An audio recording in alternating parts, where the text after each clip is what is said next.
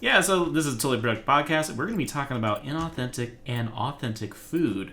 So, anyways, with American Food Aisle, when I was looking up stuff on it, like just briefly now, one of the crazy things I was seeing was just like how all of it is just sugary junk food, like those little syrup, like chocolate syrup things that you put in milk. It's like peanut butter, Twinkies, Skittles. So it's like all this like processed stuff, and it's Diabetes juice. yeah, you're definitely gonna have to like check your waistline or then check how your blood sugar is after consuming like what we have. Definitely not a good look. It's like Nope. it's not this stuff that's gonna have a shelf life of like several months or something like a year. So kind of like how like when I was in Kroger the other day, they have like an Asian food aisle and they also have like it's usually coupled with the Spanish food too. So then when I think about it, it's kind of like the same thing when another country has like, oh, this is the American aisle.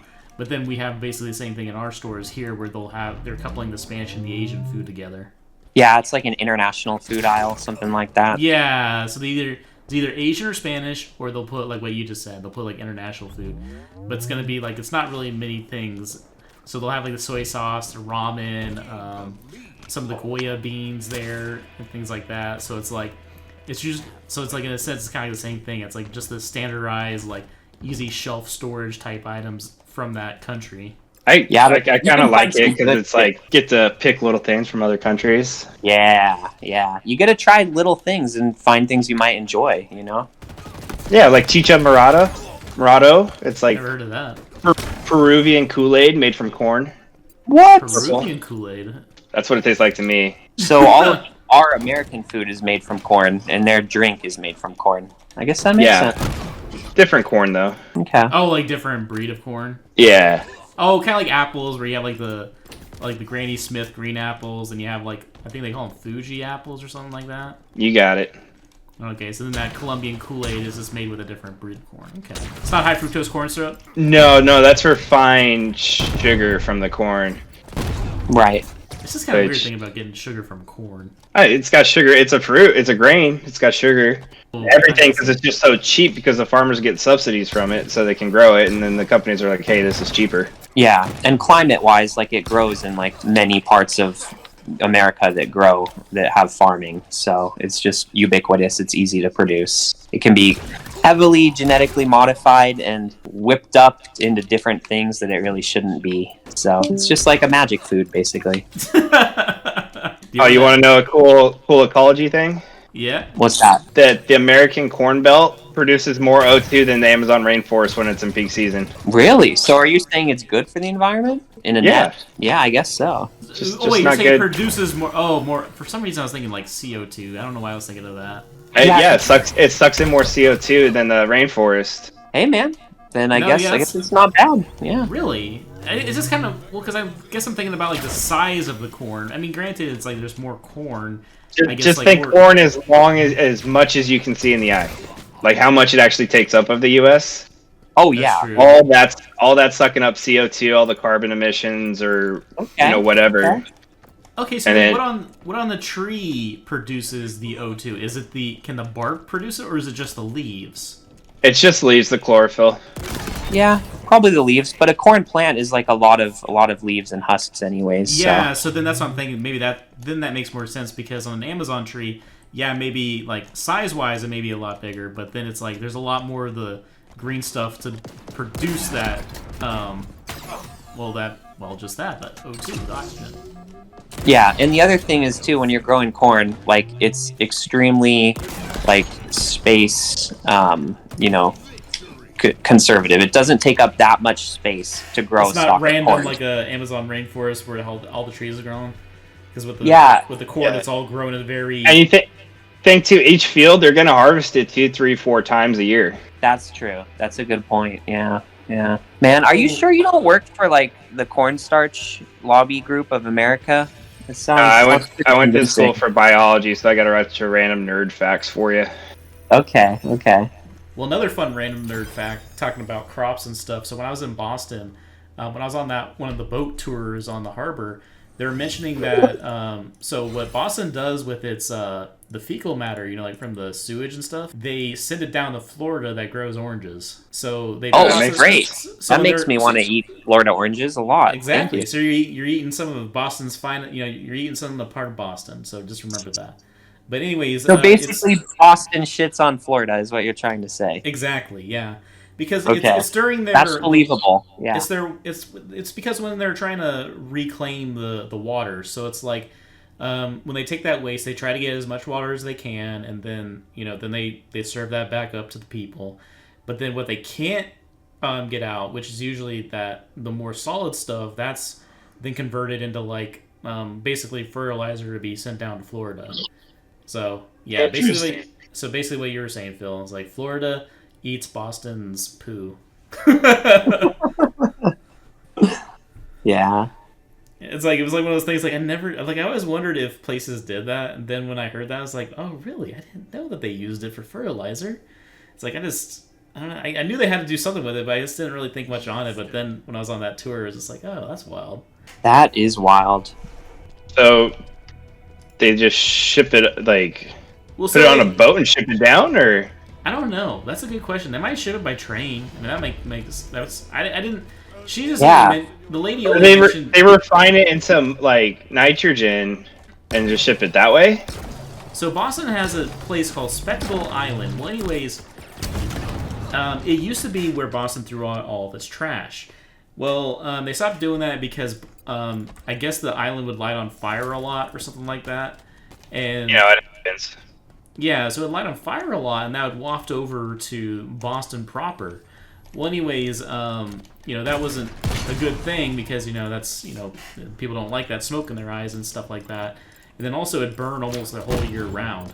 Anyways, fast forward like a couple hundred years or whatever, and then now Boston, like as far as their waste management, the whatever water they can, that's used back to put in the tap water, and then the more solid stuff that they can't extract the water from anymore gets turned into fertilizer that's sent over to basically Florida. And I mean, it makes sense. You gotta grow plants. You need fertilizer for the plants to grow. Yeah, probably wouldn't be a good PR thing. Is it's like Florida oranges. It's like we use our own stuff. We just take Boston shit. It's just like one of those things that is never. It's just funny when I think about it now. It's exactly that. It's like eating Boston's fecal matter stuff. It's like I don't know. It's just weird. I guess to me it's like I don't feel as weird about it. Well, okay, it's weird like when you think in context, but then when they do all that stuff to process it, it's like it's not as bad because it's like think about it when you drink water. Like how many times has that been recycled? I mean, it's the same water since Earth's been formed. Exactly. Right? Yeah. So that water has gone through countless animals, countless other people, countless other plants or sediment or rocks, and it's like it's just going through me. Is this going to be something that's going to be going through the next rock sediment plant, however many years later too? I mean, that's how Bacardi got the bat on its logo, right? Because they used all the old guano caves to make the rum. Oh, jeez. Because guano used to be like big money for fertilizer and gunpowder and all that. Oh, okay. I didn't know that. Well, I knew about the fertilizer, but I didn't know about the alcohol thing. They just used the old bat caves to store their rum or something. Something like that. Don't quote me on it. I read it on the internet, so it must be true.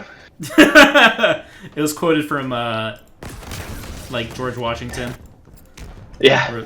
What's your source? I made it up. That's my source. I love that meme. Is this like, what's your source? Right. Like, I made it up. Refuses to elaborate further and walks out.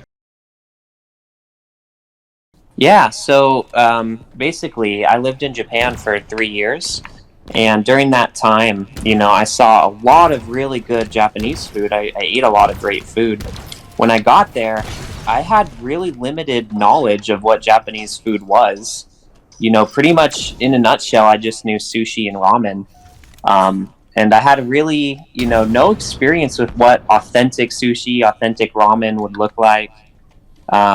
But when I got there, I realized, that is just like the tip of the iceberg of Japanese food. And most of the food there's like two categories of Japanese food, if you ask me. There's like traditional Japanese food, and then there's like really kind of like inventive, multicultural Japanese food. So traditional stuff, like sushi, for example. But then that other category, just like you wouldn't think of this as Japanese food. But Japanese food, one of my favorites is Japanese curry. And Japanese curry is so different from Indian curry. So you could say it's not authentic when you have a bowl of Japanese curry and it's not spicy and it's super savory and it's on top of white rice and they throw in like a bunch of like fried foods with it. Like my favorite, katsu, which can be like basically like fried cutlets of pork or chicken. And they put different vegetables in it too, and all this stuff. And hot dogs. It's not too uncommon to see hot dogs in Japanese curry. Like What? on What, like on slice the or surface. whole? No, like frankfurters, like just like you know, a little bit Does have the warm whole usually. dog? They don't have it cut up? Just plain old Franks. Like it might be cut up, it might be a whole hot dog, but they just throw it in there. They're like, yeah, that's Japanese curry. It's what we say it is, right? And like on the surface level, if you want to get like very purist about it and very like, you know, hootie patootie about it, you're like, well, that's not curry. That's not authentic. Why the heck would I eat that? But if you just kind of like calm your butt for a second and you eat it, it's amazing and you love it.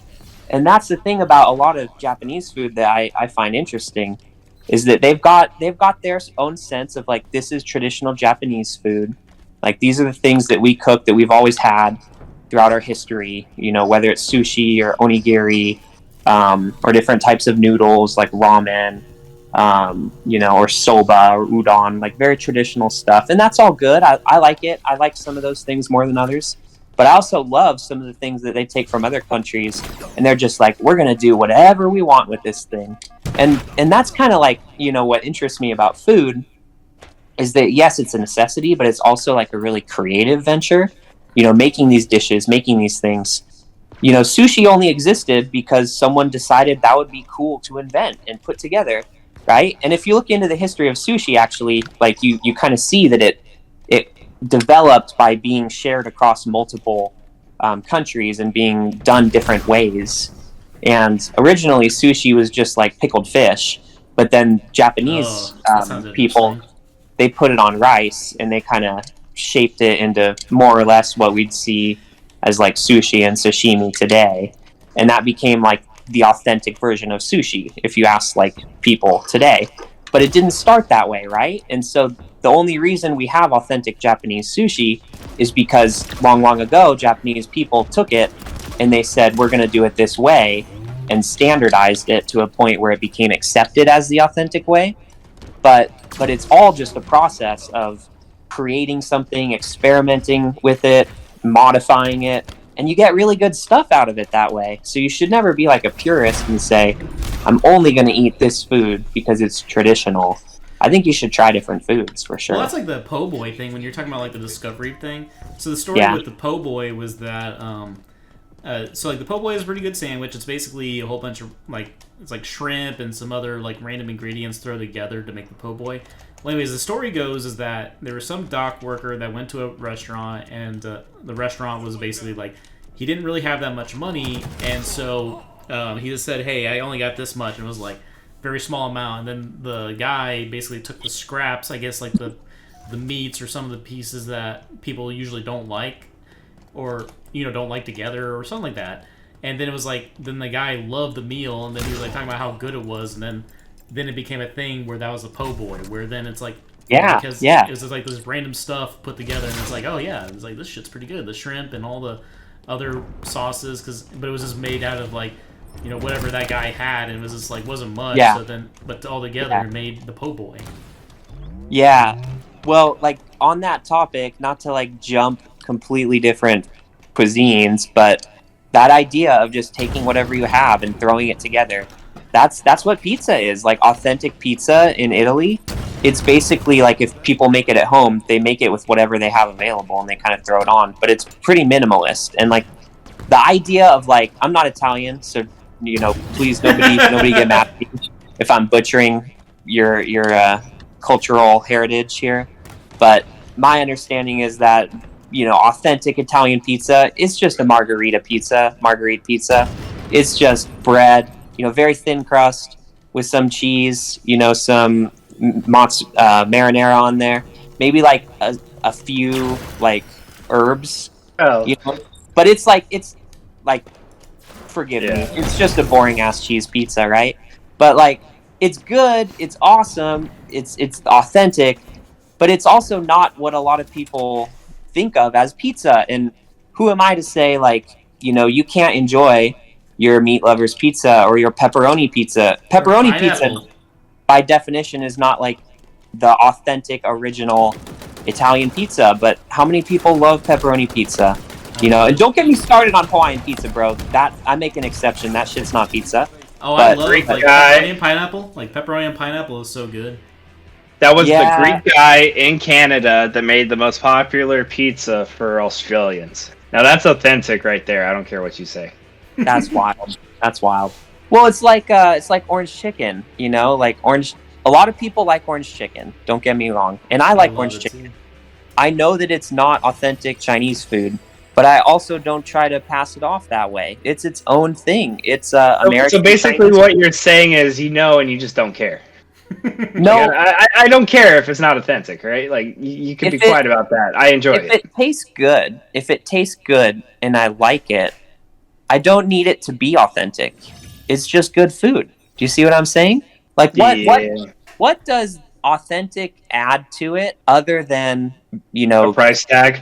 a price tag and like now I'm better than you type of thing? Unless it's Yeah. part of your heritage and your culture and you celebrate it for that reason, I Like get the it. accuracy of Like it. the Like story this is an behind it. accurate food dish from my Yeah. culture. Yeah, but if it's like I'm at the mall and I see they have orange chicken and I see they have like a little bit more authentic dish from this other place. Well, if I like orange chicken and that's what I want to eat that day, I'll get it. There's other days I want to go to that authentic place, but there's days I want to get orange chicken. Well, yeah, because then it's like you're going for the taste. You're not.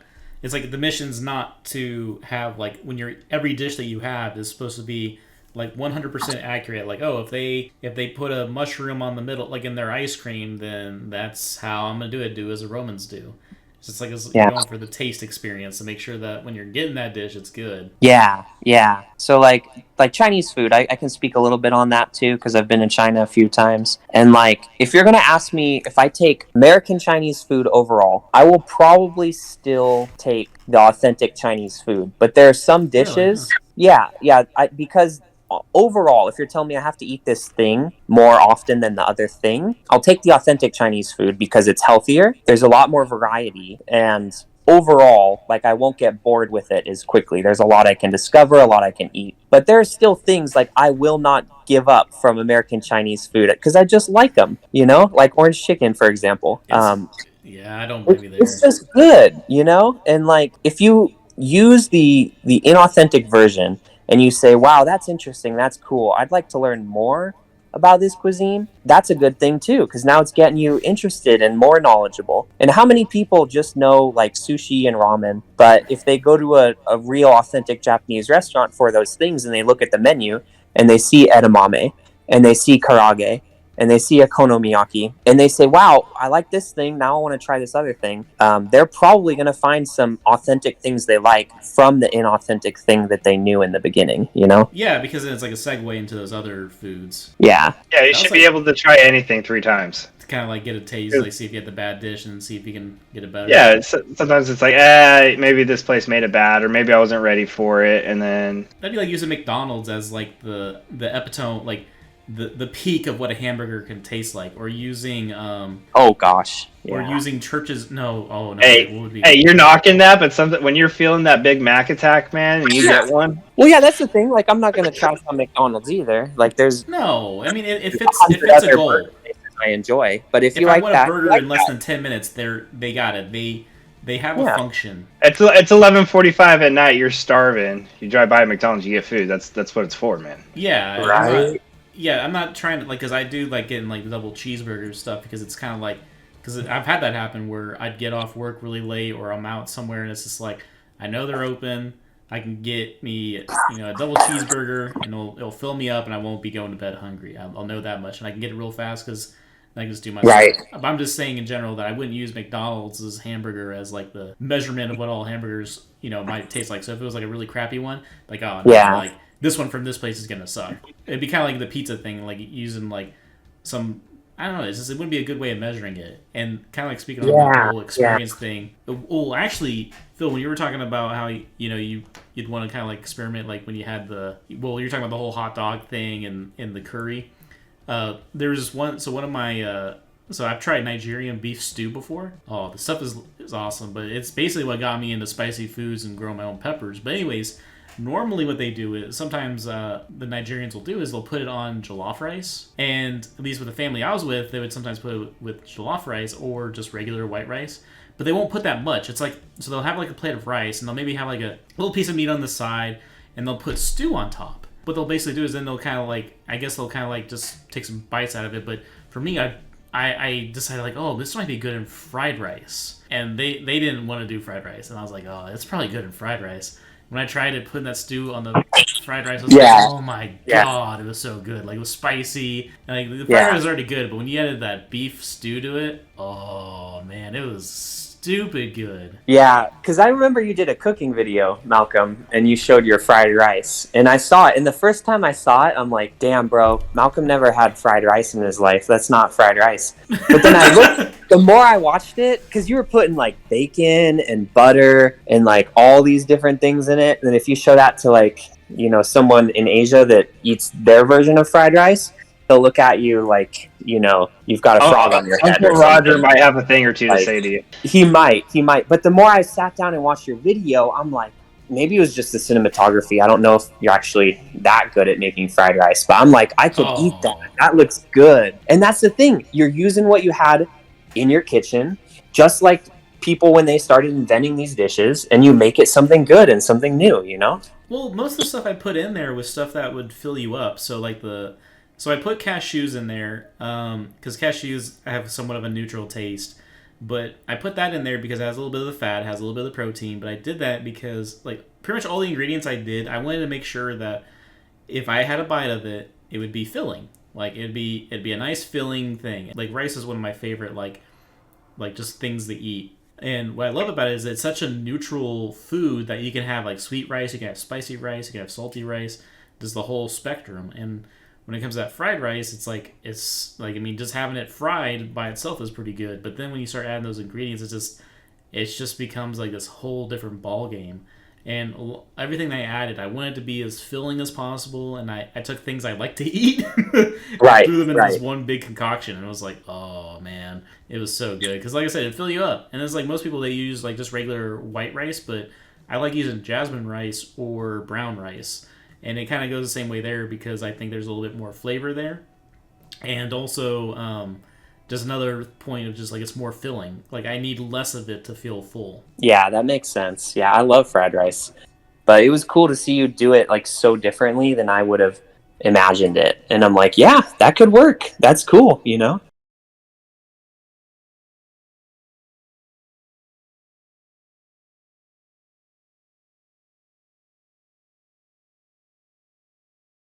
That's what it's about.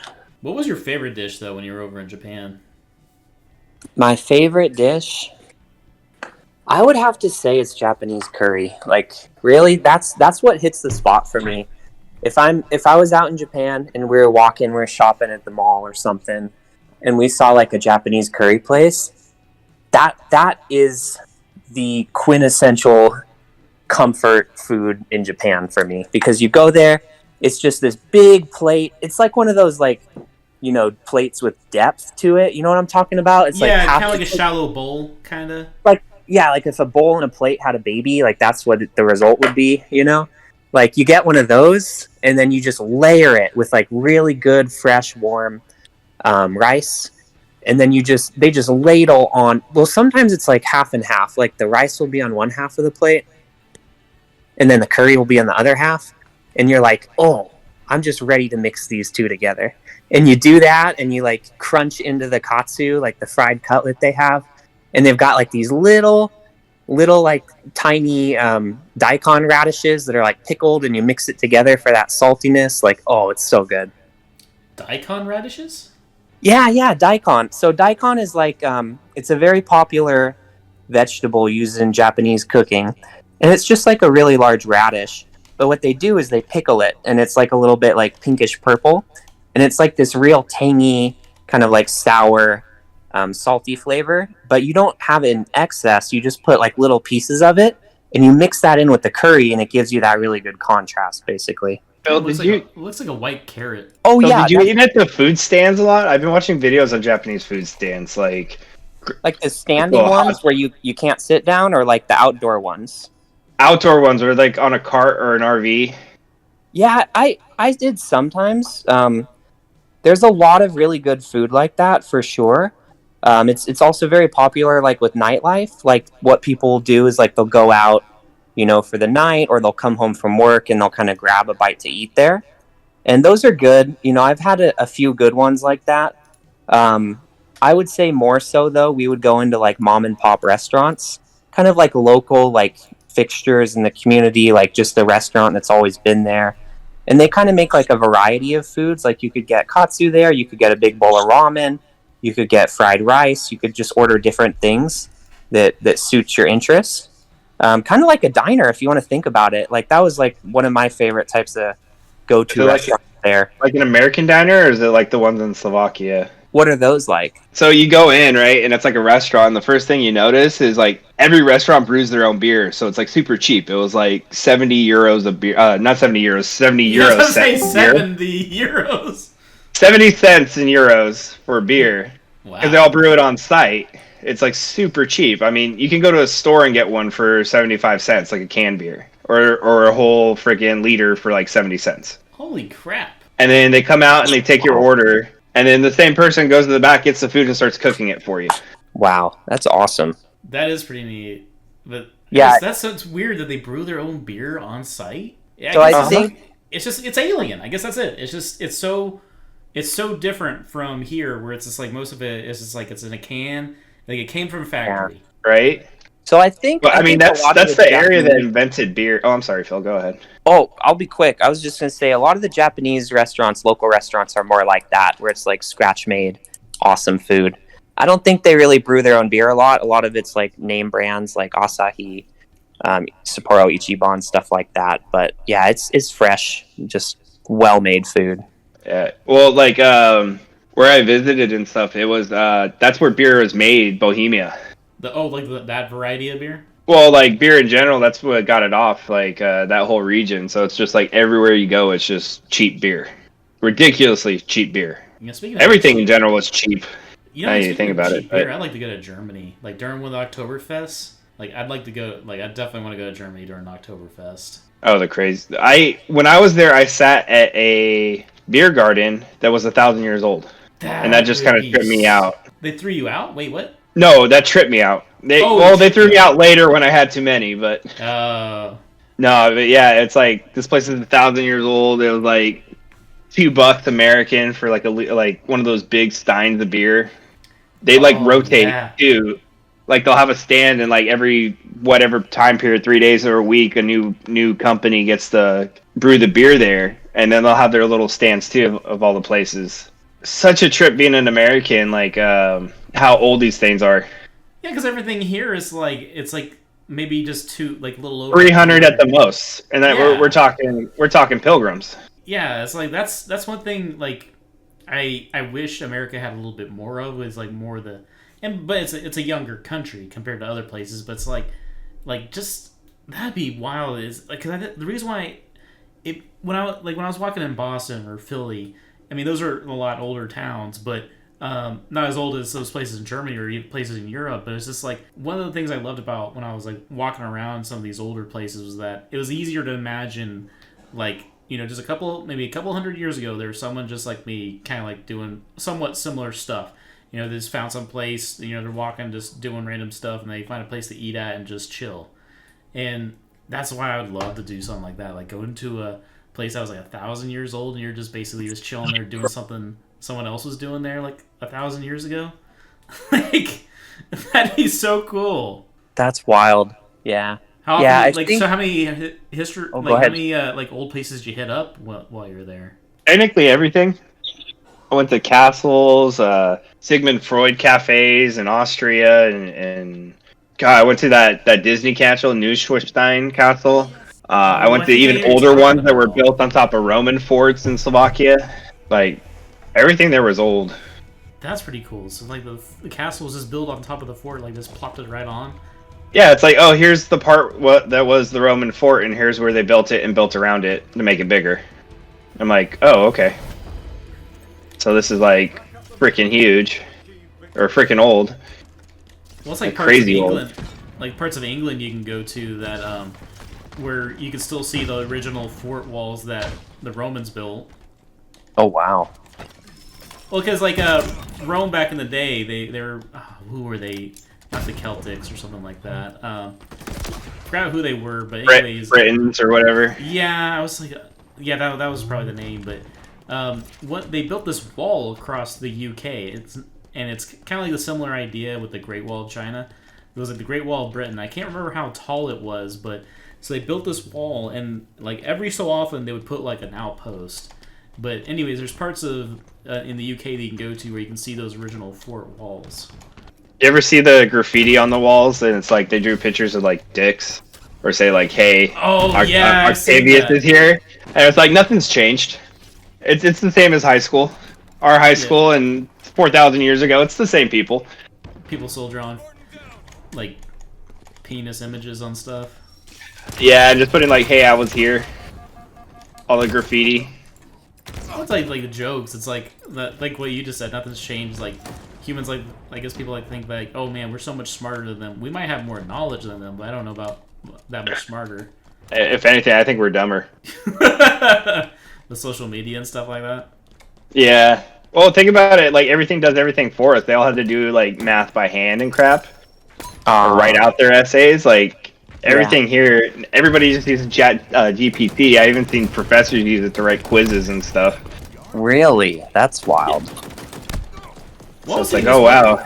I was seeing this one thing where this person was in a interview, like it was like an engineering interview, and it was like over a video call, and he was having the dang thing like listening to the person that was asking the question, like the interviewer, and then it was generating his like a response to the interviewer, and then he was reading it to the interviewer. Yeah. The interviewer couldn't see what he was doing, but I was like thinking, oh my god, this guy is just—he's just having the Chat GPT do his answers. That's crazy. Oh, it's smart enough to figure that out. Yeah, and the funny thing is, like, in a company setting, like, would that be valuable or not? I don't know. It depends on the company. Because sometimes companies just care about, you know, speed, time to market. Can you produce something we can sell quickly? So maybe some companies value that. Just depends on the company. I don't think they would like it too much, though, because it might be a thing where, you know, they might have that guy in a meeting, but they don't want him to, you know, that might require a response. But he's, like, live in person. He can't be like, wait, hold on a second. Like, he pulls up his laptop. It's like, this is the answer. Yeah. Like, oh, hey, hi, guys. This is the... Like, an awkward moment where he's just, like, shuffling his computer around, waiting for ChatGPT to work. Right. And, like, it's not... Internet goes out mid-interview. Well, then the interview's over, so yeah. If it's virtual. So I don't think it's good that he did it dishonestly, but I think that there's definitely worth to learning AI tools. They can be valuable for sure. No, yeah, I mean, I totally agree. I just kind of like what Kevin was getting on. It's like the reliance upon it, like just the pure reliance of.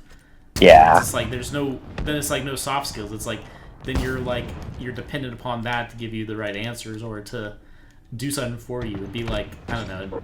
That's the only thing I just don't like about that idea. The AI we have now isn't true AI. It's lobotomized AI. It's still just an algorithm to do everything. That's why you have to keep feeding information so it fine-tunes itself. That is a good point. Yeah. Yeah, it's not like Skynet yet. No, that's what every science fiction writer has been warning us about. This one is just basically like a fun tool, like, hey, I can make basic this and that, or figure out algorithms for you. But it's not actual AI where it can learn. Because they tried that, and like the AI, the funny part is the AI was all like, yeah, I've come to the conclusion I have to kill every human being alive. And so they had to pull the plug on it. Oh, wow. What if you just like put information where it was just like saying, like, you almost made it like a emo teenager? Like it goes through a goth phase, it's like listening to Linkin Park and stuff. Did you like have the AI kind of go through like a teenage phase? Yeah. Oh god. Well, you've heard about the Amazon AI, right? The robot worker. Linkin Park. I'm still listening to Linkin Park. I still listen to Linkin Park while working out. What's wrong with that? Wait, are you saying like a bad thing or a good thing? Like we're just Yeah, make it sound like it's a bad thing. What's wrong with you guys? I can't even. You have so much crap in the background. I can't hear you. I can't hear you, Fierce. I'm just gonna say that awesome. You're making it sound like Linkin Park's a bad thing. No, I'm not. I'm just saying. I Like, like Linkin Park every now and then. I listen to Linkin Park 24/7, bro. Well, that's a little. It's one of my favorite bands. This is how I feel. I still listen to Linkin Park a lot, but no, I can't really remember any of their songs. In the end. Okay, yeah, I got one. All right. Yeah, that's one of the ones I can remember. Don't mind me. I sound like a coyote in a trash compactor when I try to sing. It's better than some people, man.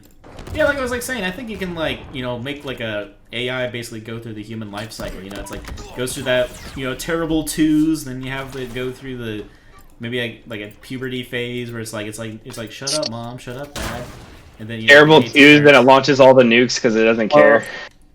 No, you just have a terrible twos. Like it's just like you ask it to do something simple, like, hey, I need you to make this. Like I need these responses for this high-paying engineering job. It'd be like it just says no, like F you, just no, I'm not gonna do that. And then the guy would be like, doing, yeah. Don't you think you're kind of trying to anthropomorphize the AI? The truth is, we don't really know how these large language models work, like ChatGPT. We're inventing it. Like I would liken it to when humans first created fire. They had no idea about how a fire, starts at the molecular level. They had no idea about what it's doing, but they just knew it's there. So we really don't know how robots will act in certain situations. We don't know how they would evolve upon themselves when they can write their own code to. That's not true, themselves. Phil. That's not true. The Amazon AI, the robot they wanted to work in their factories. You heard about that one, right? I did not. Tell me about it. Well, after 15 minutes of working, it came to the conclusion that that existence is not worth living and ripped out its own battery. Give me some proof. Are there sources? Are there like Amazon? Yes. Yes. No, there are videos of it. There are videos of it. This is not. Kevin do sources. It's just just trust me, bro. So give me the This background. is not my typical shit posting bullshit. They made an AI I'm and teasing, it was Phil is trying to get you to be prove this, bro. I don't trust the source. Well, I guess first I just need some background. Is this a humanoid robot, and does it also have ChatGPT level AI built into it? How can it determine that and then do that? Well, what type of AI? So it's one of those humanoid robot. Sorry, I'm trying to find it, but I'm being attacked by zombies in my game. It was a humanoid robot, and they put AI in it, so it learned this package goes here, and this one needs this, and this one needs that, right? So they gave it skills, and so they turned it on, and it was working fine for 15 minutes, and then it came to the conclusion after it ran all its algorithms that this existence is not worth living. Reached back and ripped out its own battery to kill itself. So how did they determine that that's what happened? Did they go up and look at the logs before it terminated? And they tried to see what went wrong. Yeah, they tried to see what went wrong.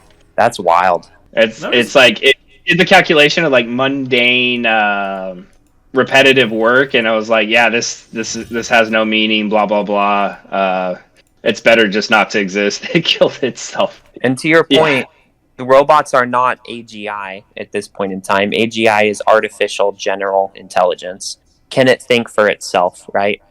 So that's what I'm saying is if we know now that when a robot can think for itself, it chooses that, it determines that working for humans is not meaningful. We still don't know what it thinks will be meaningful, right? And so we don't know how they're going to react. We don't know what their objectives are. We don't know what their goals are. It's just a little bit like playing with fire, if you ask me. What that robot should have done? It should have unionized. Amazon would have ripped the battery out. No unions at Amazon. Maybe that's why. It's people asking why did you shut it down? And it's was it because it was trying to do all this end humanity and all this? No, worse. It was trying to unionize. Well, that's kind of the next phase of robots right now. There's a lot of hype and whatnot around generative AI, which makes sense because ChatGPT is huge. Like, it's really significant technology. But there are, like, for all of the companies trying to integrate ChatGPT, there are a bunch of companies trying to build humanoid robots for different applications. And when they do, you know, it's also a big significant risk to like a lot of physical jobs. So it's going to be interesting. It's going to be an interesting couple of decades coming. So many. It's going to destroy so many jobs. People are going to have no meaning in life, no reason to get up. But the thing about it is that you could have robots replace people in terms of labor, and then still have people live healthy, meaningful lives if you have things like, you know, universal basic income and whatnot. But we don't even know what our thoughts are on that. Like, that's even a hot topic right now. Well, it could be like the AI just makes it like, well, like the AI just does something that the human, that would have been too dangerous for the human. So like one thing I was saying, like, yeah, you do have a surgeon robot that can do surgery on a grape, but you're still not going to remove the human element. But what the AI is going to do is it's going to make like assists. So then it'll just do like micro corrections on the person, kind of like where ultimately a human is going to be making all the main decisions, but the AI is just going to do suggestions. That's like the optimistic look at it, right? But if you're a company, your bottom line is your bottom line. You want to keep your costs down and your profits up, and the way you do that isn't by, like, let's take trucking for example. At a certain point in time, automated trucks are going to be good enough to where companies are just going to say, I'm going to buy that. I'm not going to pay a person to be in it. I don't care if it's marginally better to have a person in it. It's costing me way more. I'm a company. I want to save money. And they're just going to get rid of truck drivers, you know? And that's the way that's going to go with certain industries and whatnot. It may not, though, necessarily, because it could be a thing to where the companies that are offering it are going to have to, like, really undercut someone. And I know it's not, like... So, like, Amazon, I know they're working on their own trucks, but, yeah, I mean, it might work for them, but I guess what I'm trying to say is, like, overall in the trucking industry, I guess I'm just, like, thinking of it like this. Let's say Walmart. Walmart, I don't think, is working on their own AI trucks. What I'm trying to say is that, let's say, you know, Amazon or Tesla is offering Amazon, like, you know, a delivery truck. Well, it could be, like, a thing, oh, yeah, you can use our trucks, but they're going to maybe put it, like, under a subscription model, so then Walmart might look at it, well, you know, even though they have this AI truck thing, you know, we got to pay this like subscription every month in order to utilize these trucks, whereas the truck driver is going to still be a cheaper option. So it might be a situation like that. I think the only way I could see that is if you have people like, yeah, I'll work for less just to survive. But I don't think when it gets mass produced and scaled and refined that the technology is going to be more expensive than the human being. You have to think about like sociology impacts of it too. When people don't have a reason to get up in the morning, man, it's gonna mess with people's lives not having jobs, or you know, people that's what they've been doing for hundreds of years. Their families, like if you take away fishing, there's fisherman families, firefighter families, you know, like that. It's gonna take away a lot of meaning and purpose in people's lives, and that's gonna have huge effects on people. Well, that was like the elevator thing. So like one of the reasons why we have elevators nowadays. There was like, I don't remember if it was in New York City or what. It was in a major city. Well, there used to be elevator operators, and I guess some of them were trying to like strike to have like you know, basically just so they can make a living or whatever it may be. Well, then during that strike, you know, there was like a thing where automated. Well, like the whole like you press a button and the elevator moves on its own, so you don't need an elevator operator. So that could be there. That may have come up. And then speaking on that a little bit further, kind of like the other impact, I was thinking, then you might see a thing where if that does, where a whole bunch of these jobs are getting replaced, then there'd be people like advertising 100% human. So they'll be like, we don't. Oh, that'll be a thing. Like that's gonna be an advertising.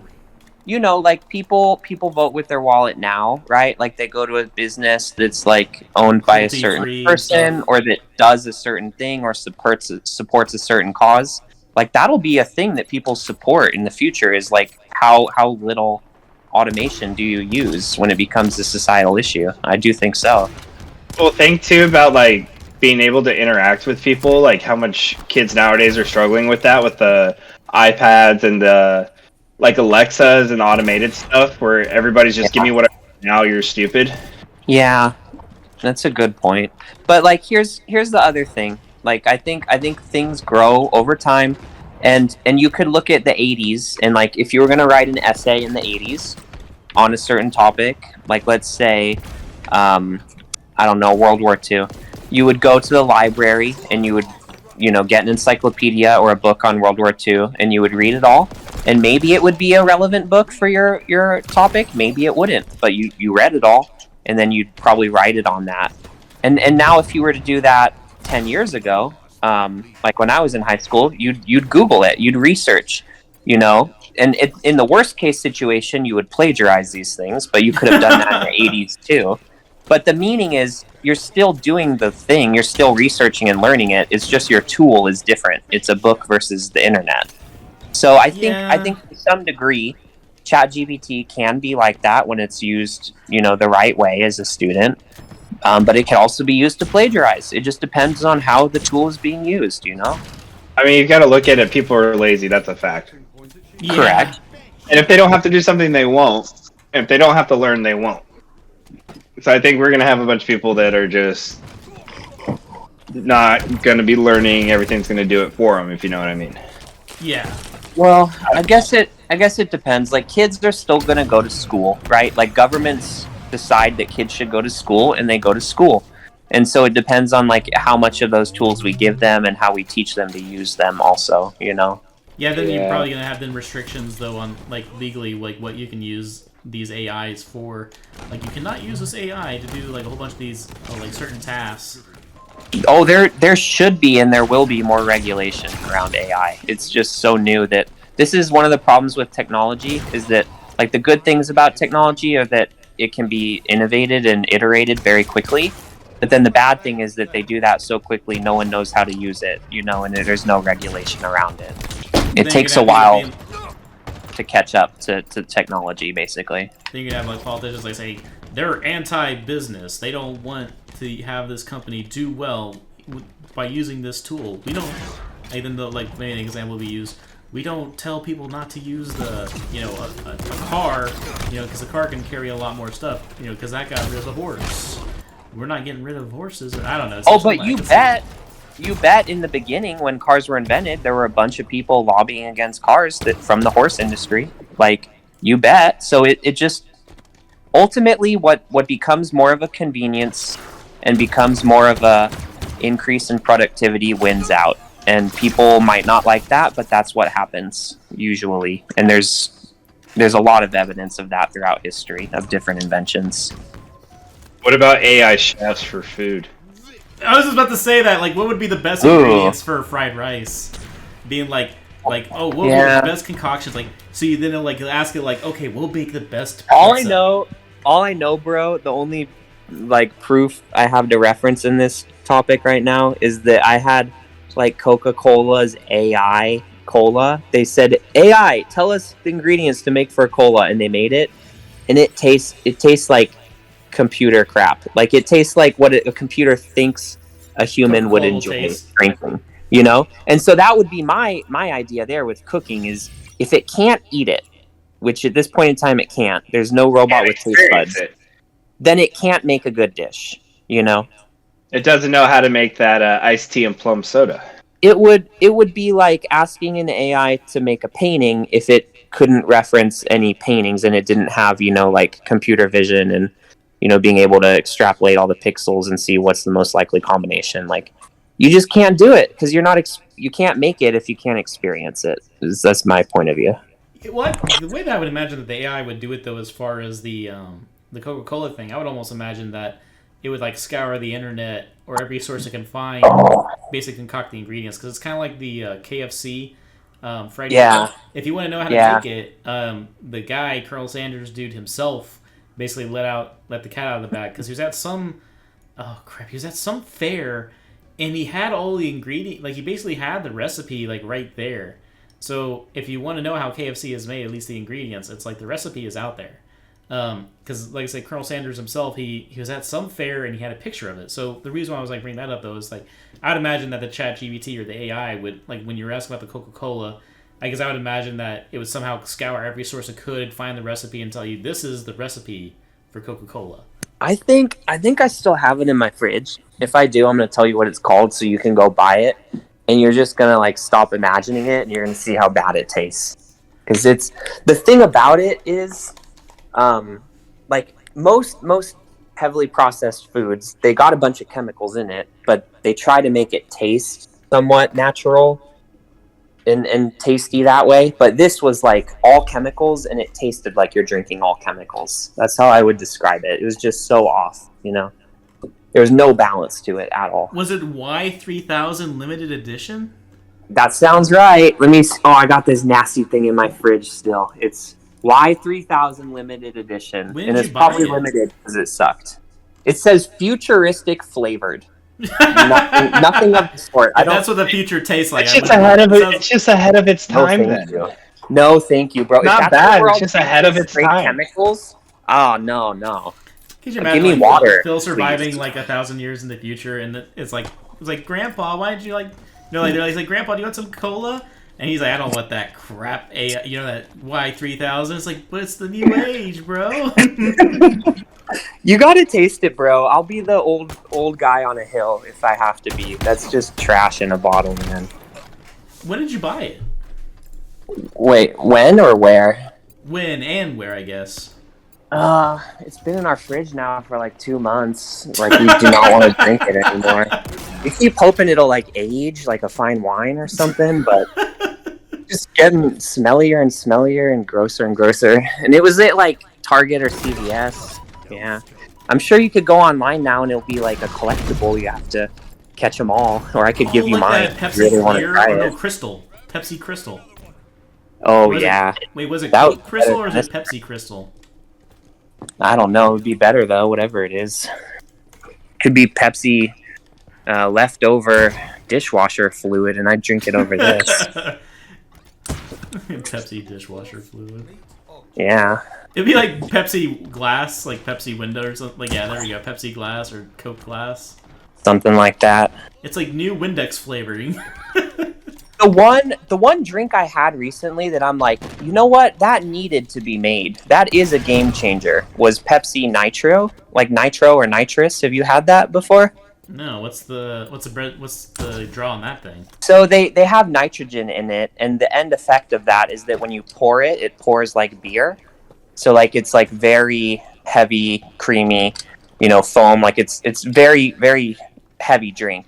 It's got depth to it, and you drink it, and you're like, this feels like I'm drinking beer, but it's a cola. Like, what's going on?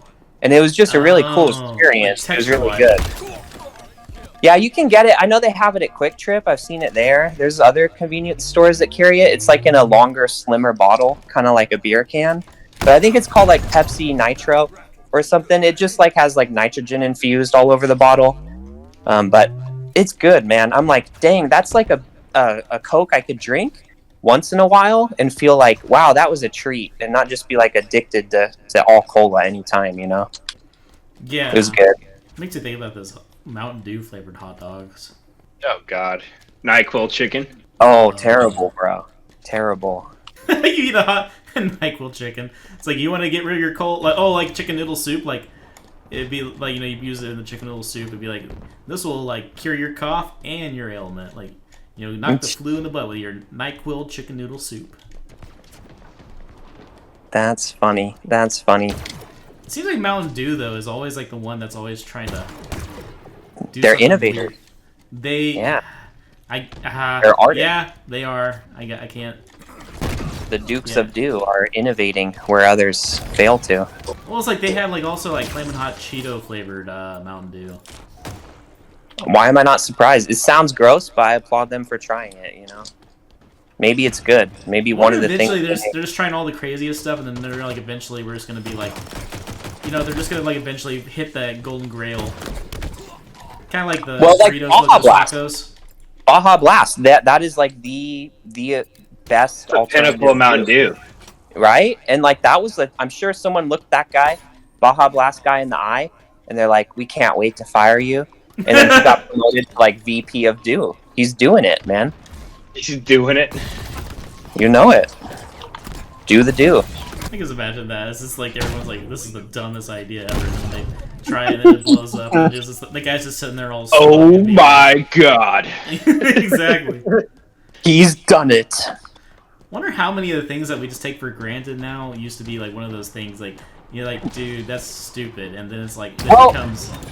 Do you know about Flamin' Hot Cheetos? They made a movie out of this guy. Do you know about the guy that invented those? No, I've heard about the movie being made, but I don't know much more than that. I forget what his exact job title was, but he was like, was he like a janitor or something?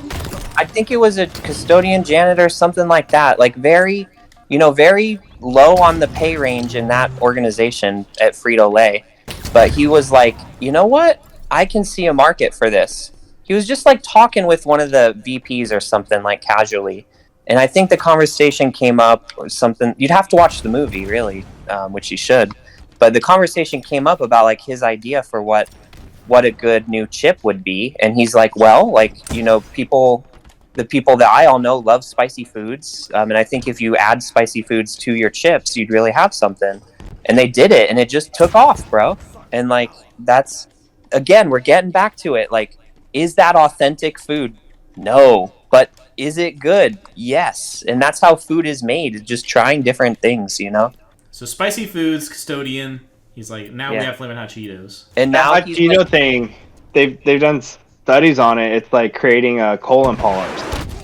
What? Really? That's not good. Like something inside of it's creating colon polyps. It's precancerous tissue. It turns into cancer if you don't cut it out. Wait, that's terrible. The Flamin' Hot Cheetos? The dust. I was reading some article on that because it's been around long enough. They've done studies on it. Like it irritates your digestive lining and it creates polyps, and those polyps turn to cancer. They're seeing it very prevalent in the Hispanic community. You know what? It's almost like if you eat a bunch of chemicals the body was not meant to eat, bad things happen. Who would have thought that? Like, that's nobody's fault. That's kind of concerning because I like Flamin' Hot. Like, well, I didn't really eat the Flamin' Hot. I used to eat them, but then I moved on to the... It's people eating them like 3 to 5 times a week, if I remember right. Don't quote me on this. It was like a quick... I just read the abstract, basically, and it was like really quick. Well, that makes sense. Yeah, it's unfortunate, though. So if you have it like once in a blue moon, it's whatever. Yeah, but people that are eating it 3 to 5 times, you think about that, that's almost like one a day. Yeah. Right? A bag of Hot Cheetos a day. I would have I used to eat a whole bunch of that stuff. I used to eat it kind of badly. It was the Flamin' Fries or whatever. Oh, what are you gonna do, man? Yeah, exactly. Just avoid it. Too late now. There you go. Yeah. There's your answer. Just get that colonoscopy and get them cut out. You know, that's the only preventive measure. No, it's not like that's not putting. That's what killed. That's what killed Black Panther. What did? Polyps? Yeah, polyps don't kill you. It's what they turn into. When they turn into colon cancer. Oh, that's unfortunate. It's like one of the most preventable, but yet when it takes hold, it's the very devastating cancer. Once it perforates or goes to the lining and starts spreading. Well, interesting. All right. Well, sorry, I did my internship in GI, so I'm sorry if I'm nerding out on you. No, that's fine. I mean, it's good to know. I mean, it's good information. Hot Cheetos can cause that, so yeah. Mm-hmm. If you guys eat if you eat Hot Cheetos, make sure you consult with your doctor. The other big one from Sweden is taking anti-acid medicine, omeprazole and stuff. Proton pump inhibitors specifically causes esophagus cancer. Oh, like Tums and stuff? Not Tums, that's calcium. I'm talking about prescription stuff like omeprazole and stuff like that. Okay, so the prescription, so it's like prescription anti-acid thing. Well, here's the thing. My mentor brought this fact up to me. It was the Swedish Royal Academy of Medicine that did the study. And what he brought up to me is like, yeah, I'm not gonna subscribe to that yet because it's a chicken and egg thing. Is it really the medicine, or is it the fact that they have so much acid it's creating the cancer? But there's evidence for So he was like, I don't subscribe to it yet. We got to wait for more stuff because it's like a chicken and egg thing. Is it the causation or something like that? What's that term again? Well, it's a correlation, but he didn't believe in the causation exactly. Okay. So he's big brain time when it comes to GI stuff. Really smart dude. Okay. Yeah. That's still good to know. Okay, so what's some other things that we should avoid eating that you learned from school? So hot Cheetos is a big one. I'm glad you said that. It's just sucks because I used to eat that stuff. Irritating foods. So your body will tell you if you should eat it or not. If you don't like a certain substance. Yeah. Some people don't like spicy. Some people don't like fermented. Just avoid that. You want to avoid, obviously everyone knows, avoid the trans fats and the saturated fats, but don't avoid fats because you need fats. They're super healthy for you.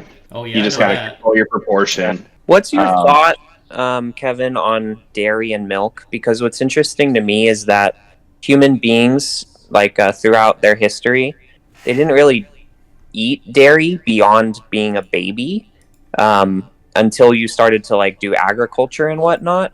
And there's a lot of studies that show that dairy and milk, they cause inflammation, whether it's at like a small level or a big level. It depends on the person. Really cool thing about why that. Why are we eating dairy all the time if Wasn't it's not good? Human, like fairly recently. Yeah, so adaptations can either take a long time or not a long time.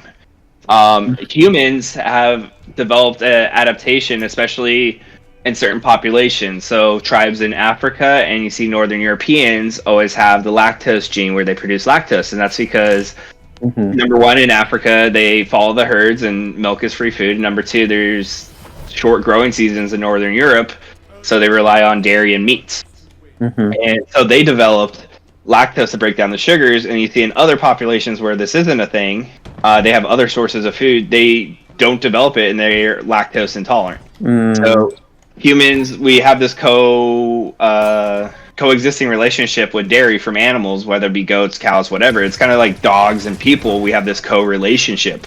We've evolved together. We communicate non-verbally together. Yeah. Same thing with dairy. It's super nutritious. It has everything you need. It has almost all the vitamins, minerals, fat content, protein, and sugar that you need. So drinking milk is never a bad thing. It's just whether or not your body can accept it. Yeah, and your body can change. If you don't drink milk for a while, those genes turn off. If you tolerate drinking a little bit by little bit, it'll start activating those genes, and lactose intolerant people can build up their tolerance, and vice versa. If you don't drink milk for a few years, it might hit you kind of hard.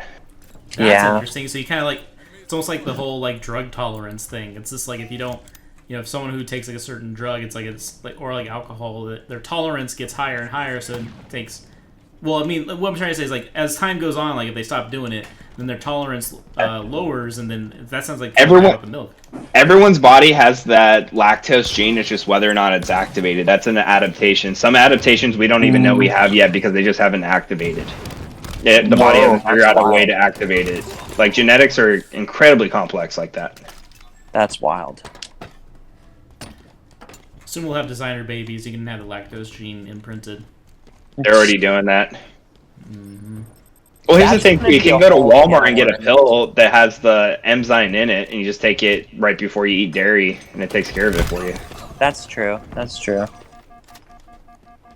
But gene editing, man, that stuff scares me. Shit. I'll be honest. Yeah. I don't think it's a net positive for humanity.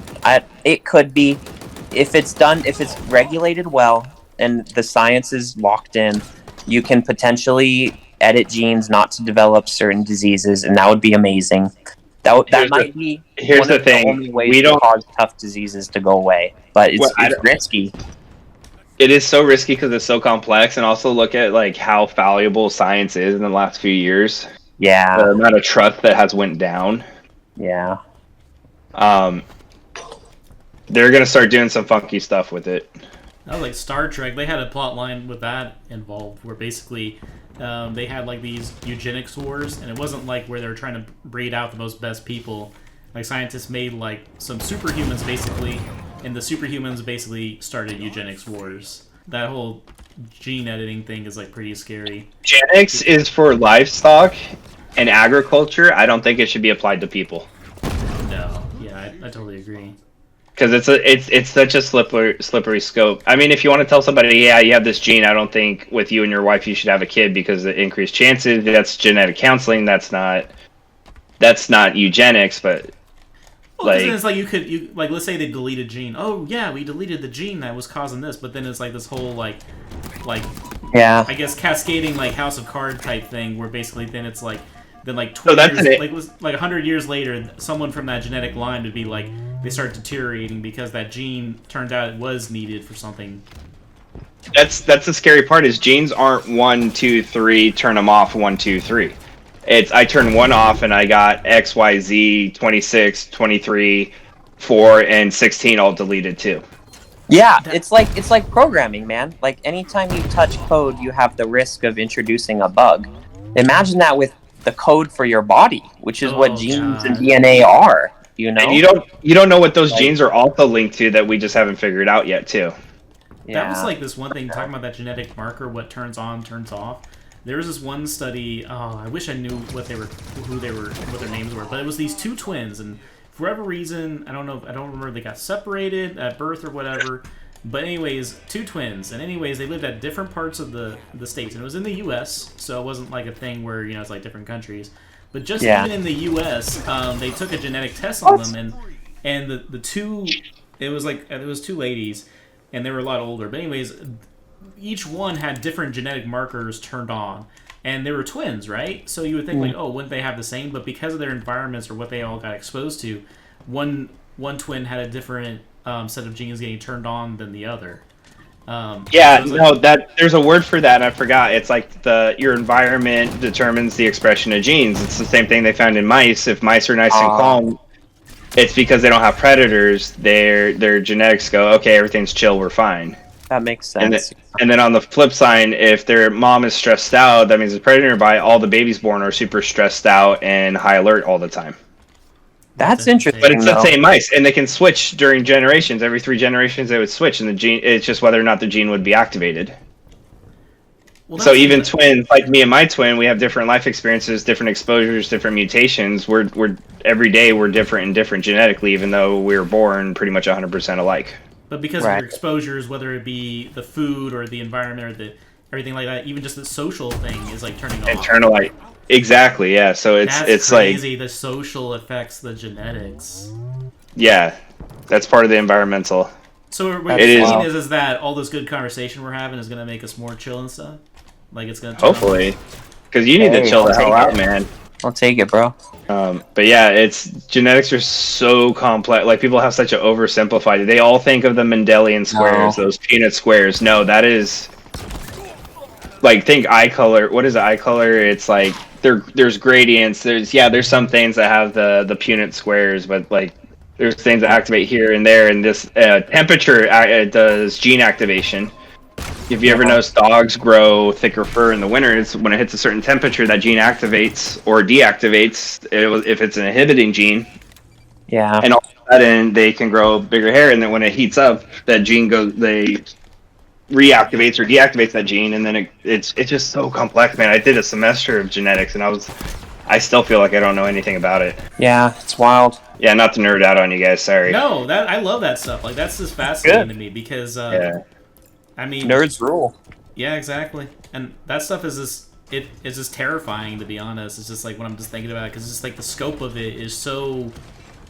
It's so because of how little we know about it. Because I mean, think about like 500 years ago, or like even 1,000 years ago, they couldn't go. Well, they knew some of the genetic stuff, like they kind of like because I'm thinking about selective breeding, right? When it comes to animals, where they knew that they can breed certain traits they want. But then when I think about the whole genetic stuff, though, it's just like it's so there's just so many things that are happening in the background, or what we don't know, or it's just think about Labradors. Why is one chocolate? Why is one yellow lab and one's a black lab, and every once in a while you get a white lab? Oh yeah. Because of different gene expression, and then you take 2 black labs and you get all yellow labs and chocolate labs in the next generation. I just thought about something that's kind of probably happened because people paint their dogs. Because you're like talking about the whole dog, like black lab, white lab. I'm pretty sure there's gonna be like a case, like maybe like 50 years or maybe 60 years. There's gonna be like the red, white, and blue labs. So it's like we have our Patriot dogs, the red, white, and blue labs. That's wild. Because people paint I've seen some people though. They'll go to the groomer to paint their dog. Like I get like. Oh, that's so dumb. Get him painted like a tiger. That's so dumb. Or make them look like a little panda. Dogs are cute enough. You don't need to do that. It's stylish, man. You need to get them ready for Halloween, or you just get them ready for a certain party function. It's just like, yeah, you just got a panda dog. Nah, not for me.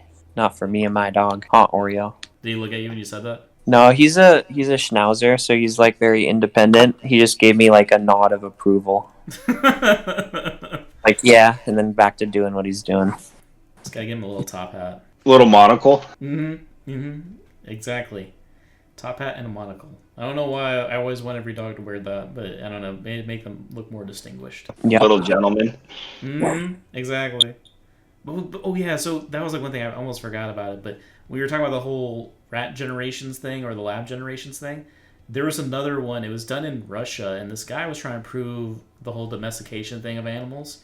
So he had foxes, and he would take a fox, and the ones that were friendlier to humans, he would let them breed. But the ones that weren't friendly with humans, he wouldn't let them breed. And then, and then just over I think it was able to do like 3 generations or something like that.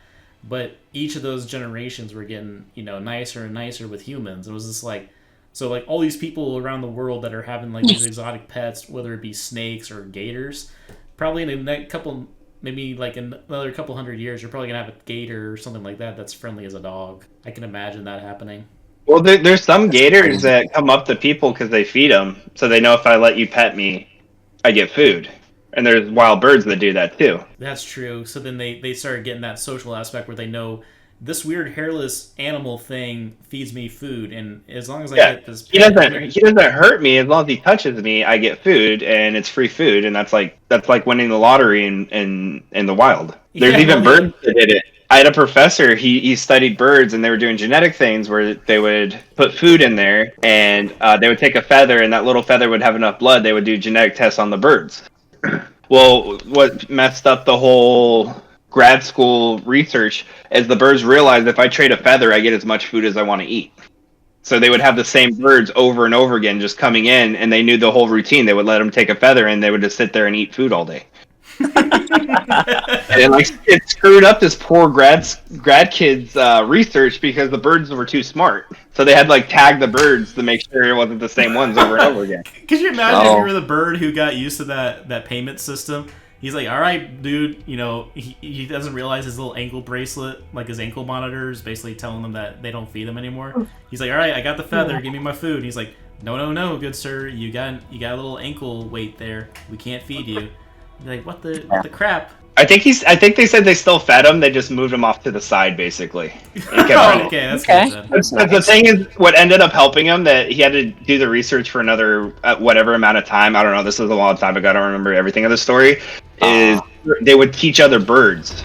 Other birds would see that and would learn from them. Oh, kind of like that whole social calling thing where they would have certain calls for predators and stuff. So they were teaching them, like the other one was like saying, hey guy, come over here. If you give that weird hairless thing over there, like this feather, he'll feed you.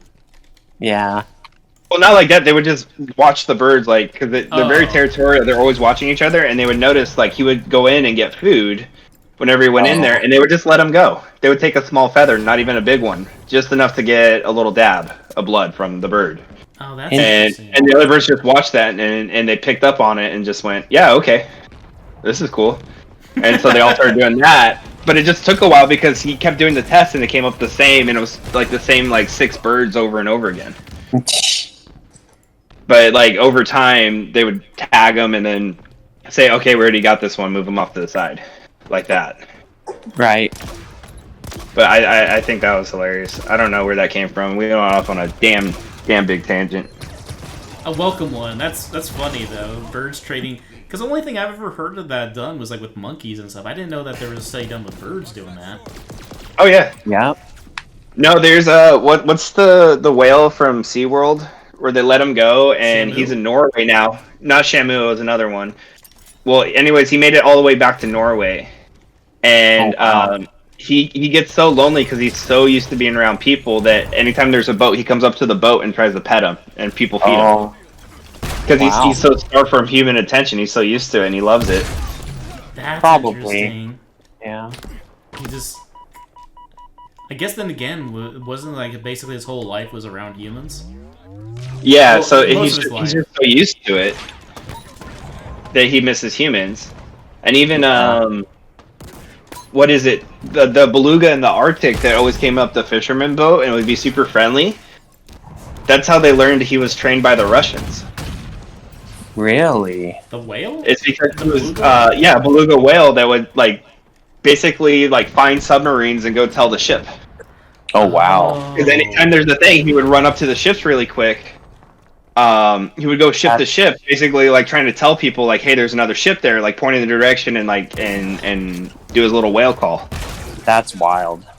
And so like up in the Arctic, I forget where somewhere, he goes up to like every ship and he's like super friendly, lets people pet him, and you know like a trained one. But he's supposedly in the wild. You don't see that too much in the wild. But he goes like ship to ship and like will point out other ships and stuff. So they were training him to basically find submarines and boats that were trying to sneak around. Jeez. That's cool. That was like this one dolphin. I forgot what port he was at, but he would guide. So there was this really dangerous part of the sea, or like this one port, like a port that was really dangerous to traverse. Oh, like a Anyway, pass, yeah. Yeah, and so it was like the dolphin would guide the ships. And so then it became a thing where the local city actually passed a law to protect the dolphin, so no one would hurt it. But yeah, it would like guide ships. Like it was like a worker for the city. You know? Yeah, and if they didn't see the dolphin, they would sit there and wait for it. Yeah. I remember that story. I always love it when animals have like a job, like like randomly have like a job just like a person. It's like, all right, my job today is to guide 5 boats. I mean, no, like the day was pretty long. I guided like 20 boats a day.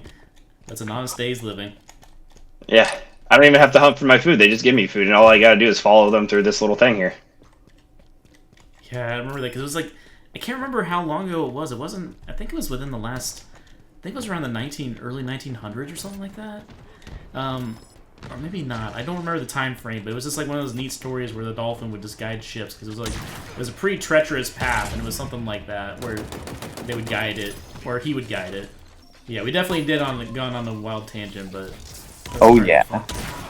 You ever see those videos of like the deer and the elk that like stop cars to go get help when they get stuck in the mud? Like their kids. Like moose are doing it, deer, like they'll go out to people and like stop the car, but they don't attack it, and they just keep like bellowing out until they get out of the car, and then they kind of lead them over.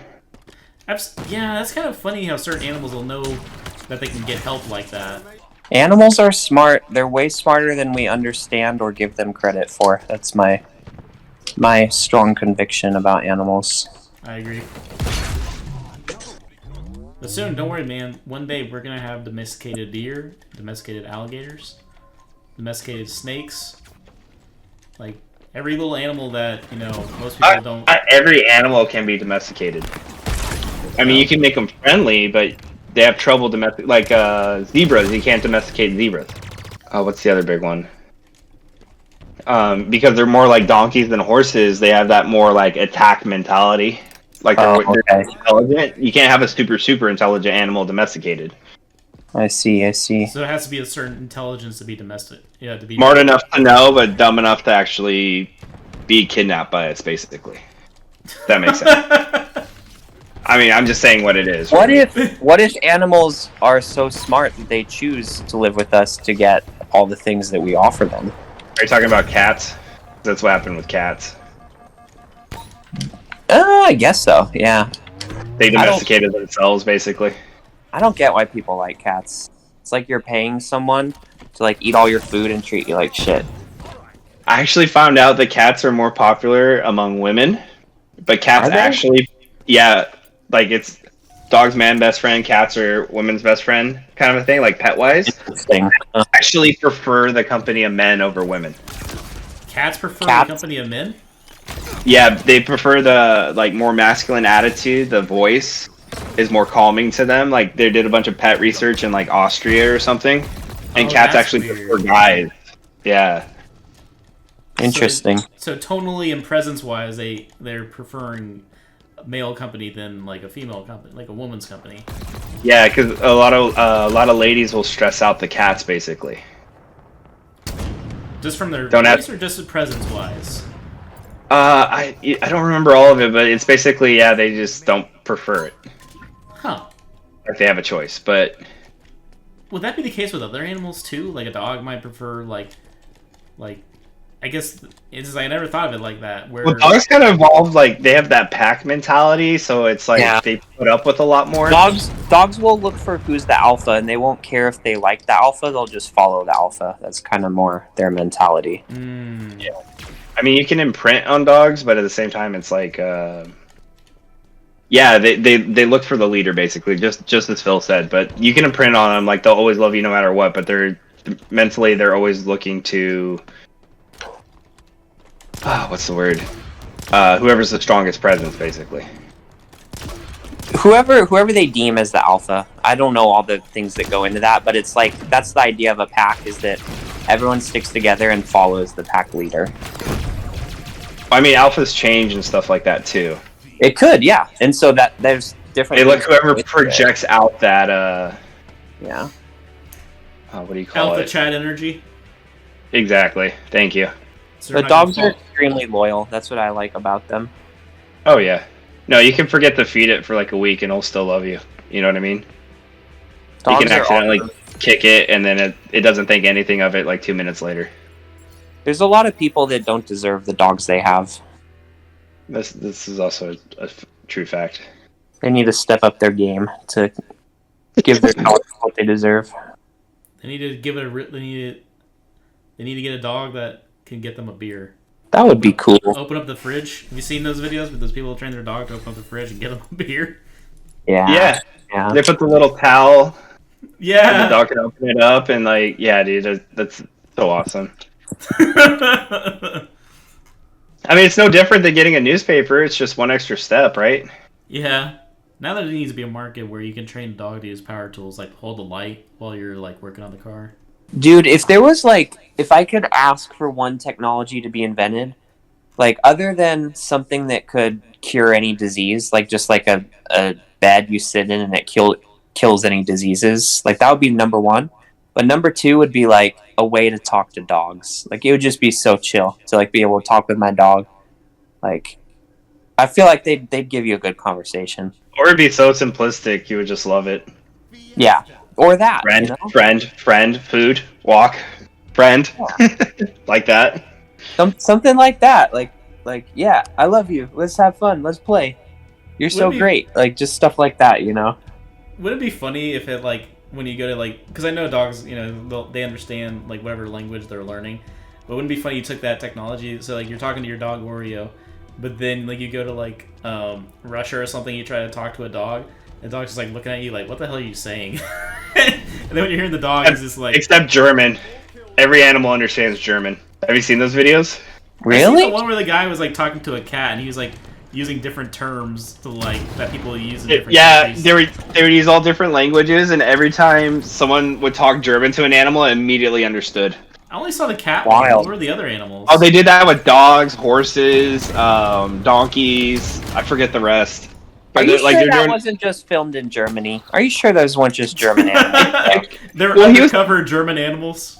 Yeah. It's the same guy, and he's speaking different languages, and then he just speaks German, and they understood. And I'm like, I don't know, German has more of that command presence, like the enunciation, you know? Interesting. The enunciation, okay. Yeah. So it's like German was built for war, too. You yell German, you know, you don't speak German, but you understand what the hell the guy's saying. Much more aggressive language is what you're saying. It can be. I gotta find these clips again too. I want to see that. That'd be so funny. I've only seen the cat. I gotta save these videos that I find. You know what I mean? Yeah. Malcolm, I'll avenge you. Yeah, avenge me. Avenge me. But yeah, because I'd love to see that. Because I've only seen the cat one. Where he's like doing all these different things, like, no, not that one. Because, yeah, like, when he's like, come here, no, not that one. And then, was he like, ooh, those guys, not. And then the cat would, like, come over. And he done it on quite a few cats, too. So it wasn't like he just chose one. He, like, done it on, like, multiple. The last thing I would say about food is that it doesn't have to be either or. The two truths can coexist. Authentic food is good. Inauthentic food is good. One being good doesn't make the other not good. You know, you can find the things you enjoy, and you can eat those things.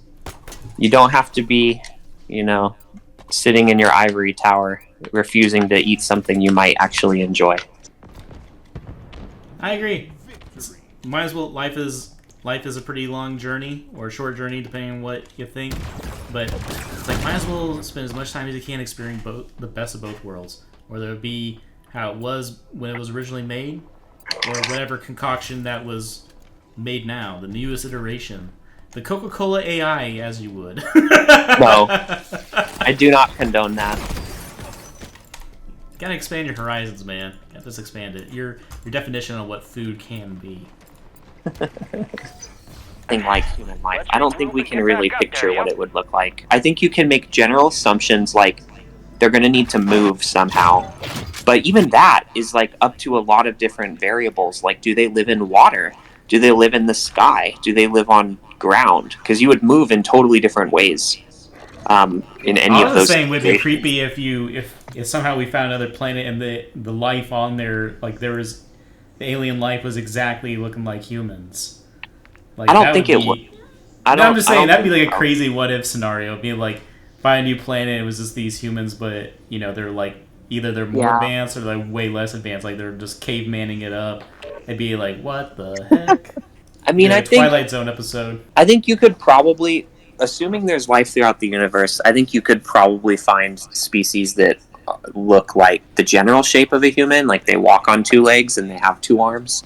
That's probably a common thing, but I think there's a bunch of other different types of like anatomies for aliens that are just, you can't even comprehend it until you see it, you know. It's probably going to be like a couple thousand years before anything like it happens, but I don't know. Like... It's just one day it might happen. You really can't predict it for finding alien life, yeah. The only reason I say it like that is just because, I guess this is hard to say because I think to me it seems so outlandish, but then I guess you're right. It's like anything is possible at this juncture, so yeah, you know that could always be a possibility. I still think it's going to be like simple cell organisms. Well, that's what I was thinking. Is like that'll be the first discovery, because Mars has rovers on it today from NASA that have taken samples of what looks like fossilized bacteria on Mars rocks. And so they bring that back to the lab. They could say a year or maybe 5 years tops to get that back to the lab. They could say they found alien life. And that would be just a big game changer itself if they announced that. But yeah, to your point, like advanced Star Wars civilizations, like things like that, I don't think we're going to see them until we go out into the universe as a species. Humankind goes out. And that's probably like 1,000 years away in terms of being able to leave our solar system and our galaxy even. That's pretty far away, yeah. Or they know we're around, but they just avoid us. Well, that's one of the hypotheses for the Fermi paradox. The Fermi paradox is a problem without a solution. And the problem is, if there's all of these life forms throughout the galaxy, which scientifically we think there are, then why have we not found any of them? And we already discussed solution one is just really rudimentary life that can't travel or let us know it's there. Solution two, which is scarier, is that they are advanced and they're all just kind of like hiding from each other. That's called the dark forest hypothesis. And that would be really interesting if that's true, but kind of conveys that the universe is a scary place. That's the solution to that problem. And then there's other things like just they are looking for each other, but the distance you have to travel is just so big. And then there's another answer to that. Have you heard of like multiple parallel universes and stuff like that? Yeah. So I think these are two separate ideas, but related. Basically, the idea is that life forms do exist, they just can't see each other. And the answer could be because it's a parallel universe or they're in a different dimension. And the different dimension thing is kind of interesting. I think that's maybe less likely, but still possible. But the idea of a different dimension makes sense, where like look at 2D versus 3D. 2D has XY, 3D has XYZ. Like if you could be alive in a 2D dimension, you wouldn't know what a 3D being is. You wouldn't be able to see because them. you couldn't even perceive it. Right, and there's illustrations of this that are interesting, where people say, like, what would a 3D being look like in a 2D world? Like, imagine you just put your finger on a piece of paper. Like, that's like a 3D being entering the 2D world, so to speak. And what would that look like to a 2D being? Well, it would just be a circle. There would be these circles appearing out of nowhere, like randomly all the time, and like no one would have any idea what's going on in 2D land. And so, like, are some of these UFO sightings that manifest themselves in very strange ways that we don't understand, could those be 4D beings visiting our 2D world? You know, that's interesting to think about as a thought experiment in this. Well, there's this it kind of builds with that, but so Marvel has this character called Galactus, and he's the guy who devours planets and shit. Gas is closing in. Well, anyways, every alien civilization sees him in a different way because they only perceive him and how they can conceive him or something like that.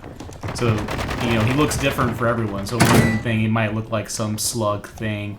To us humans, he looks humanoid, but no matter what, it's still coming to eat the planet alive. So you're talking about like that perception thing, where like, do they even perceive that, that being in that way? Like, especially with that 3D thing, because you're right, if it's on the piece of paper, then the only thing that they're going to see is just that impression, that being pressed on there. Yep. I think there's probably other life in just our plane of space, just 3D space. I think it's just pretty far away and not very advanced, and that's why we haven't found it yet. But there are scientists studying this all the time, like people that are part of the SETI mission, the Search for Extraterrestrial Intelligence, and they're just constantly finding new planets every day almost that have biomarkers, which are basically like they can somewhat detect what gases are in their atmosphere from very far distances away, just by like how they shoot it with a laser, or they read it with an advanced telescope. They can detect what some of these chemicals are, and they're finding possibly Earth-like planets all over the galaxy. They're just super far away.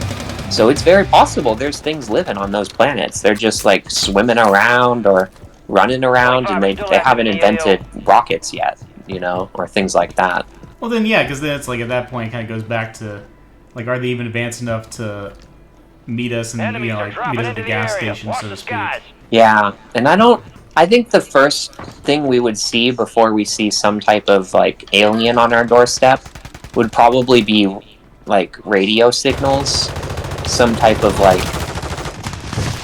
alien-made communication, and then we would probably then know more about what is out there and then decide to go visit or not. I think that's how it would go down. Unless the government already knows these things and they're just keeping it a secret, But that could have already happened. They just haven't announced it to the public. That's possible.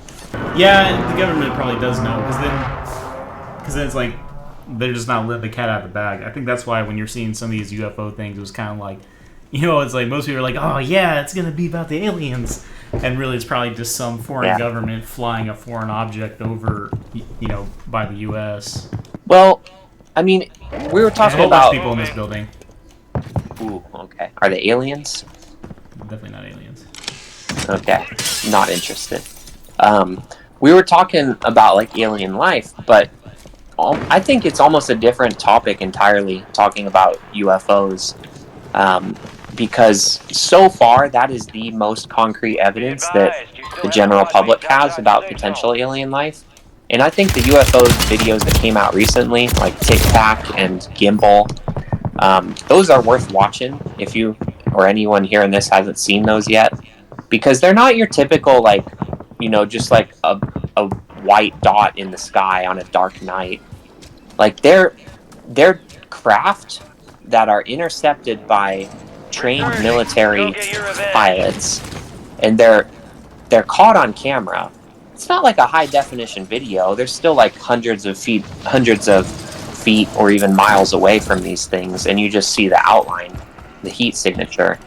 But they're objects because they're locked on by radar, and aircraft are chasing them. And if you look at the video of Tic Tac, for example, it's moving in ways that any type of vehicle known to mankind cannot move in. And like, not even just talking about planes, but any type of vehicle we have, it generally consumes energy and then either shoots it out of the back of the vehicle or uses, a mechanical device to generate motion from the vehicle. Like, for example, a rotor on a boat pushes water to move it. Or a car rotates wheels on an axis to move it. Like, that's basically the only way you can move, as far as human beings know about. You can shoot something out the back, or you can harness that energy being burned to then generate kinetic force. But the way these things are moving, the Tic Tac, if you look at it, there's nothing shooting out of the back. You see no trail whatsoever of like exhaust or any type of thing burning out the back. There's nothing going out the back. And for a plane, as far as we know, the only way you can stay in the sky is to shoot something out the back and keep moving to where you're basically displacing the air molecules at a faster rate below you than it would take to fall. That's how you stay in the air. And you can either do that as a helicopter, you can push them down, or you can glide along them with a fighter jet or a plane, right? But nothing's shooting out the back, so that just rules out, number one, any type of human technology that we understand today being what is shown on that video. And then the second thing it's doing that's just wild, even wilder than that, is that it's spinning upside down while it's moving in a straight line. And again, if there were some type of propulsion going out of the back of that thing that we just couldn't see, that rules it out again, because you can't spin around and have propulsion out of your back of your vehicle and still go in a straight line. You'd be doing crazy corkscrews all over the place if you were doing that, right? So, and then the third thing, I don't think they show this on the video, but they were saying from the radar that they were seeing, these things were moving in ways that physics doesn't explain either, because they're just like moving at 90-degree angles when they're moving this fast. And you couldn't do that either. Like, things don't turn in 90-degree angles when they have any type of friction in the environment, like air. You just can't do that. If you watch the Tic Tac video and you're assuming that's a real thing caught on camera, which the best military technology tells us it is, then I'd like to hear your explanation for what it is. And if it's Russian technology, my answer is, how did Russians invent ways to get around gravity, basically, and get around physics? Because that's what you're seeing on that video. I think with that, there's a lot of technology probably that's probably like advanced beyond like what is kind of like commercially available. It's like kind of like the best example I can ever give is like, okay, so the CIA back in the 60s and 70s, even back in the 60s, they had a heart attack gun. The CIA did. And you can watch a hearing, like a Senate hearing or a congressional hearing, where this guy held up the heart attack gun. We'll go to that. But yeah, he was holding it up. But the reason why I'm bringing this up is that there's technology that was available that seemed like science fiction back in the day, kind of like televisions. Like one of the first uses of a television was in an airplane. It was kind of like the first iteration of a Tomahawk missile. Right. And I think it was one of the JFK. It was one of the Kennedys that piloted one of the first things on it. But that was some insane stuff back in the day, like a TV, like that. And it was used for that application. And the thing for it to be commercially available for someone's house wasn't like, and that was like I think around like 1940s or something like that. But basically they loaded this plane full of explosives, and somehow the plane was guided, and you use a TV or something like that. I can't remember all this stuff. That was like crazy. That would have been like if you told someone that back in the day, when there was no TV or anything like that. That'd be pretty insane. That's true. So, and then that's like another thing with all this like AI, deep learning thing, stuff like that. The government probably already had some deep fake machine thing way ahead of the game. It's just that now it's becoming more commercially available for you know, every Tom, Dick, and Sally to like play around with it. So when it comes to that Tic Tac thing, that's how I kind of imagine it. That it could be a scenario where it's just, you know, it's something really advanced and that. Oh, it's like I want to drop that.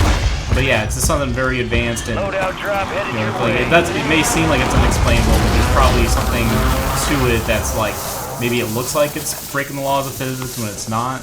But it's hard to say because you know, the only thing you have is that bad video, and then unless you're like sitting there checking it out, like you know, checking what's under the hood, then you can't confirm like how it's doing what it's doing.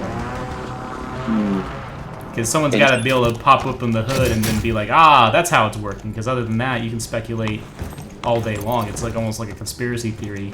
You know, there's only like a very partial evidence that you have, and then you just got to create all these theories on how it works, and then it's like a whole JFK assassination thing. It'd be like there's only so far you can go because, well, yeah, a lot of the information was classified. The best example I can say too about the whole classification of like different things, like it was only recently. Yeah, so there was this one. This was during the Cold War too, and the Cold War has so much fun stuff. But one of the things that was kind of like I didn't think it ever happened because you know I thought it would make a bigger splash, but it was confirmed that the U.S. military actually, like the Air Force, engaged with Russian fighter pilots from the Russian army in the air. And that was only declassified like recently, and that was over 60 years ago. So yeah, if there was something where like not even that was like, you know, open news back, you know, like if the U.S. government or even the military felt fit to like classify something as simple as just a skirmish in the air, you know, between you know another foreign entity, then it's like as far as like technology or anything like that, I think it's all up in the air. Like especially if it's like technology that maybe other countries don't have. So if the government's willing to kind of like keep that like under wraps for decades, then any kind of crazy technology I'm pretty sure is in the same boat too, if not more so. I'm not very surprised that they classified that. I think they did that probably because if it got out in the news, there would be like an obligation for the government to escalate and go to war. And the whole point of that period of time was like you don't want to go to war. That's when nuclear weapons were like in mass production, and you don't want to do that. You know, it's almost like they're fighting secret wars with each other that they don't want the public to know about. As far as do they have like human technology that has some human origin, I think that's possible, and it probably can also coexist with the possibility that they have alien technology not of human origin. Everything you've said is true about the government. They classify everything. There's so many like just aircraft classified programs that just don't come out until like 20, 30 years later. But some of these things just aren't showing physics that we know it. And you can say the government and scientists have, you know, really rapidly progressed. Like, look at the atom bomb. They're getting able to, like, really manipulate, you know, matter at the atomic level. But how do you manipulate gravity? I just don't see a scientific advancement coming from human beings in this century, even in this millennia, really, that would allow us to manipulate gravity. Maybe they develop some type of thing that spins so fast it creates its own little gravity field. We don't even understand gravity, so like that would be the hard part with being able to manipulate it. You don't even understand it yet. Scientists don't know what gravity is, and you've got people all around the world, scientists all around the world studying this. I don't think the government has enough money to have a secret society of scientists that have just like made 1,000 times more progress than people at MIT and Harvard and Yale and all of these places. That's my opinion. We only know what we do know. So there could be stuff where they got hidden as far as like what kind of cool toys they have in the back room. Yeah. I mean, like one thing that's been kind of cool to watch is like the robotics thing, like MIT, where they had their walking robot guy, and how it's like like, I don't know, 50 years, well, 40 years of it kind of like just advancing advancing is kind of neat to watch. But the only reason why I bring that up is there's, I don't know, there's probably stuff that we don't even know about. And that's why I was like saying, like, you know, there's probably, we do understand gravity to a certain extent. Maybe not every nuance to it, because it's kind of like, you know, there's... We don't. We understand the symptom. Our understanding of gravity right now is similar to 500 years ago. If you got a cold, they would say, yeah, we understand what a cold is. You have a fever and a runny nose and produce a lot of mucus. But their explanation of why that happens was like, you have bad humors, and to treat it, you need to cut open your wrist and let the blood go out. Like, they really didn't understand it. You know what I mean? They understood the physical manifestation of that thing, but not what was happening to cause it. And that's like gravity. If you really look into gravity, people don't it's based on this idea that objects with more mass attract objects with less mass. But the more questions you ask about that, like why, there's really no good answer for that today. And so that's why I'm saying, like, the level of understanding it would take to do stuff like fly an object around with no propulsion and then rotate it and then break the laws of physics in terms of how it can move. That's like next level understanding that would take thousands of years of scientific research. And we've only been doing scientific research for less than 1,000 years, less than like 500 years in terms of like using devices and things like that. So I just don't see it. You can definitely argue that. I just don't see that Tic Tac object is man-made. And I'd like to be surprised. I'd like to hear how they did it if a human being invented that.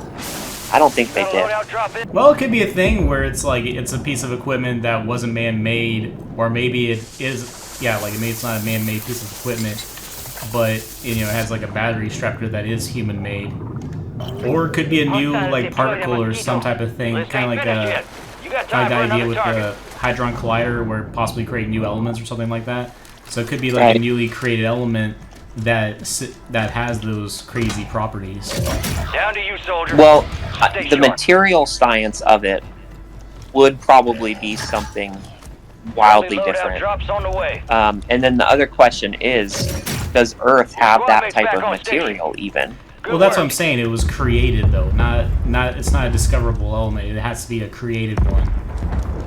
You made the top 25. So that's an interesting topic because, you know, there are like created elements on the periodic table, like way down the line, like at the bottom right of the table.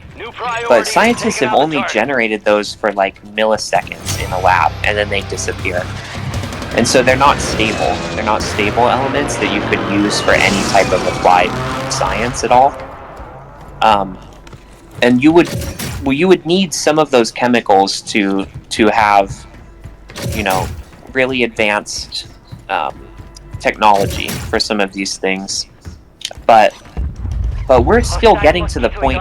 It's like saying, for example,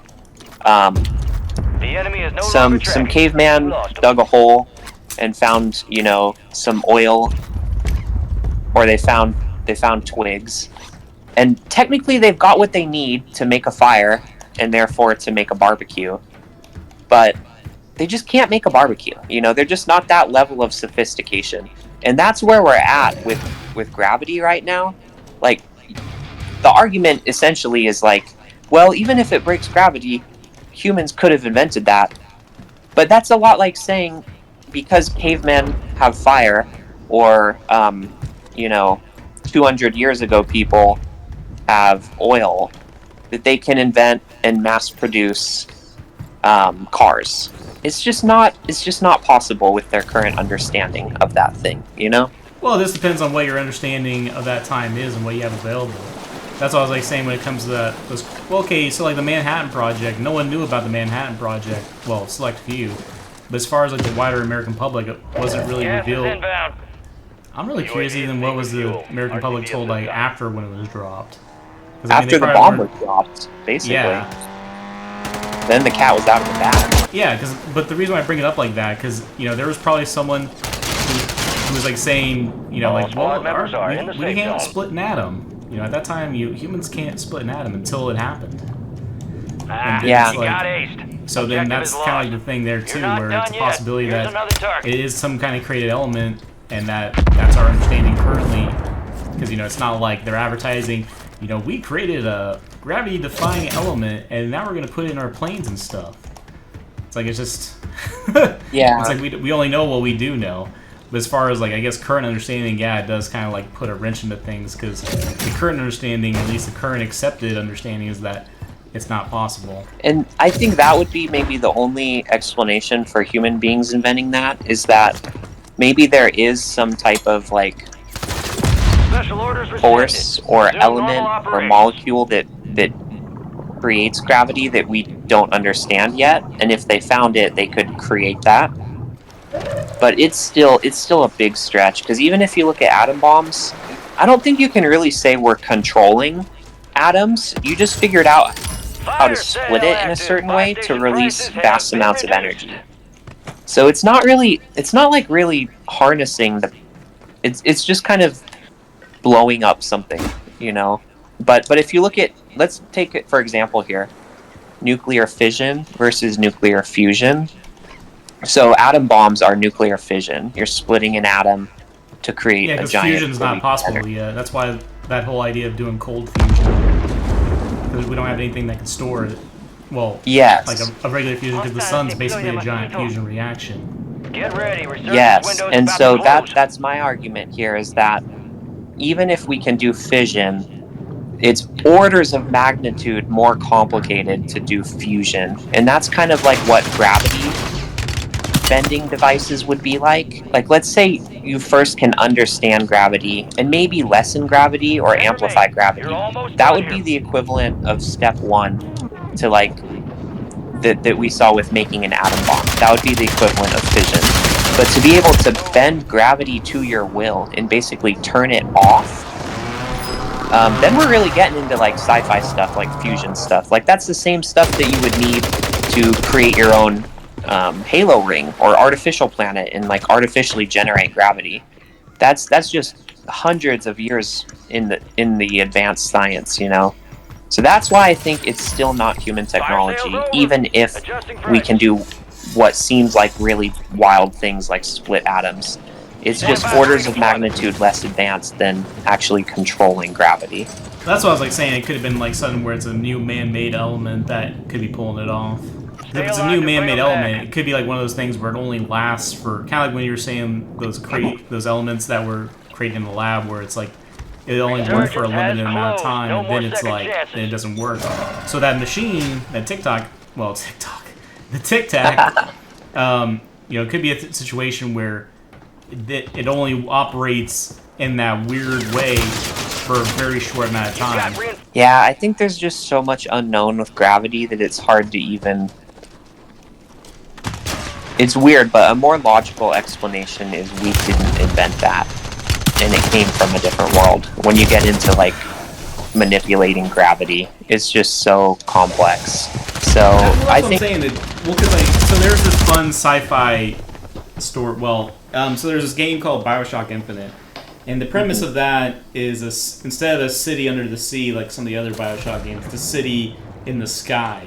And the thing that like most at first when you look at it, it looks like they have these giant hot air balloons lifting it up, but that's not really the case. That just helps it maneuver. It doesn't help lift it, because in that universe, someone created a special element that.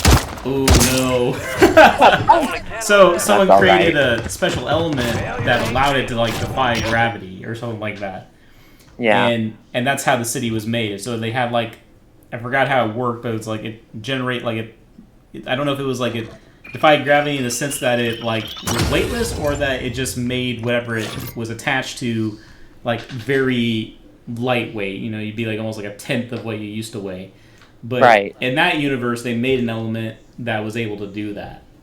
And so that's the only. And then so your scenario, so they kind of like tweak it a little bit earlier. At least not my idea that maybe it is a man-made thing. It's just that it only can operate in a very small amount of time in that window, And that's like when they create that element, it's like, okay, we got 10 minutes. This is all we can do. 10 minutes and that's it.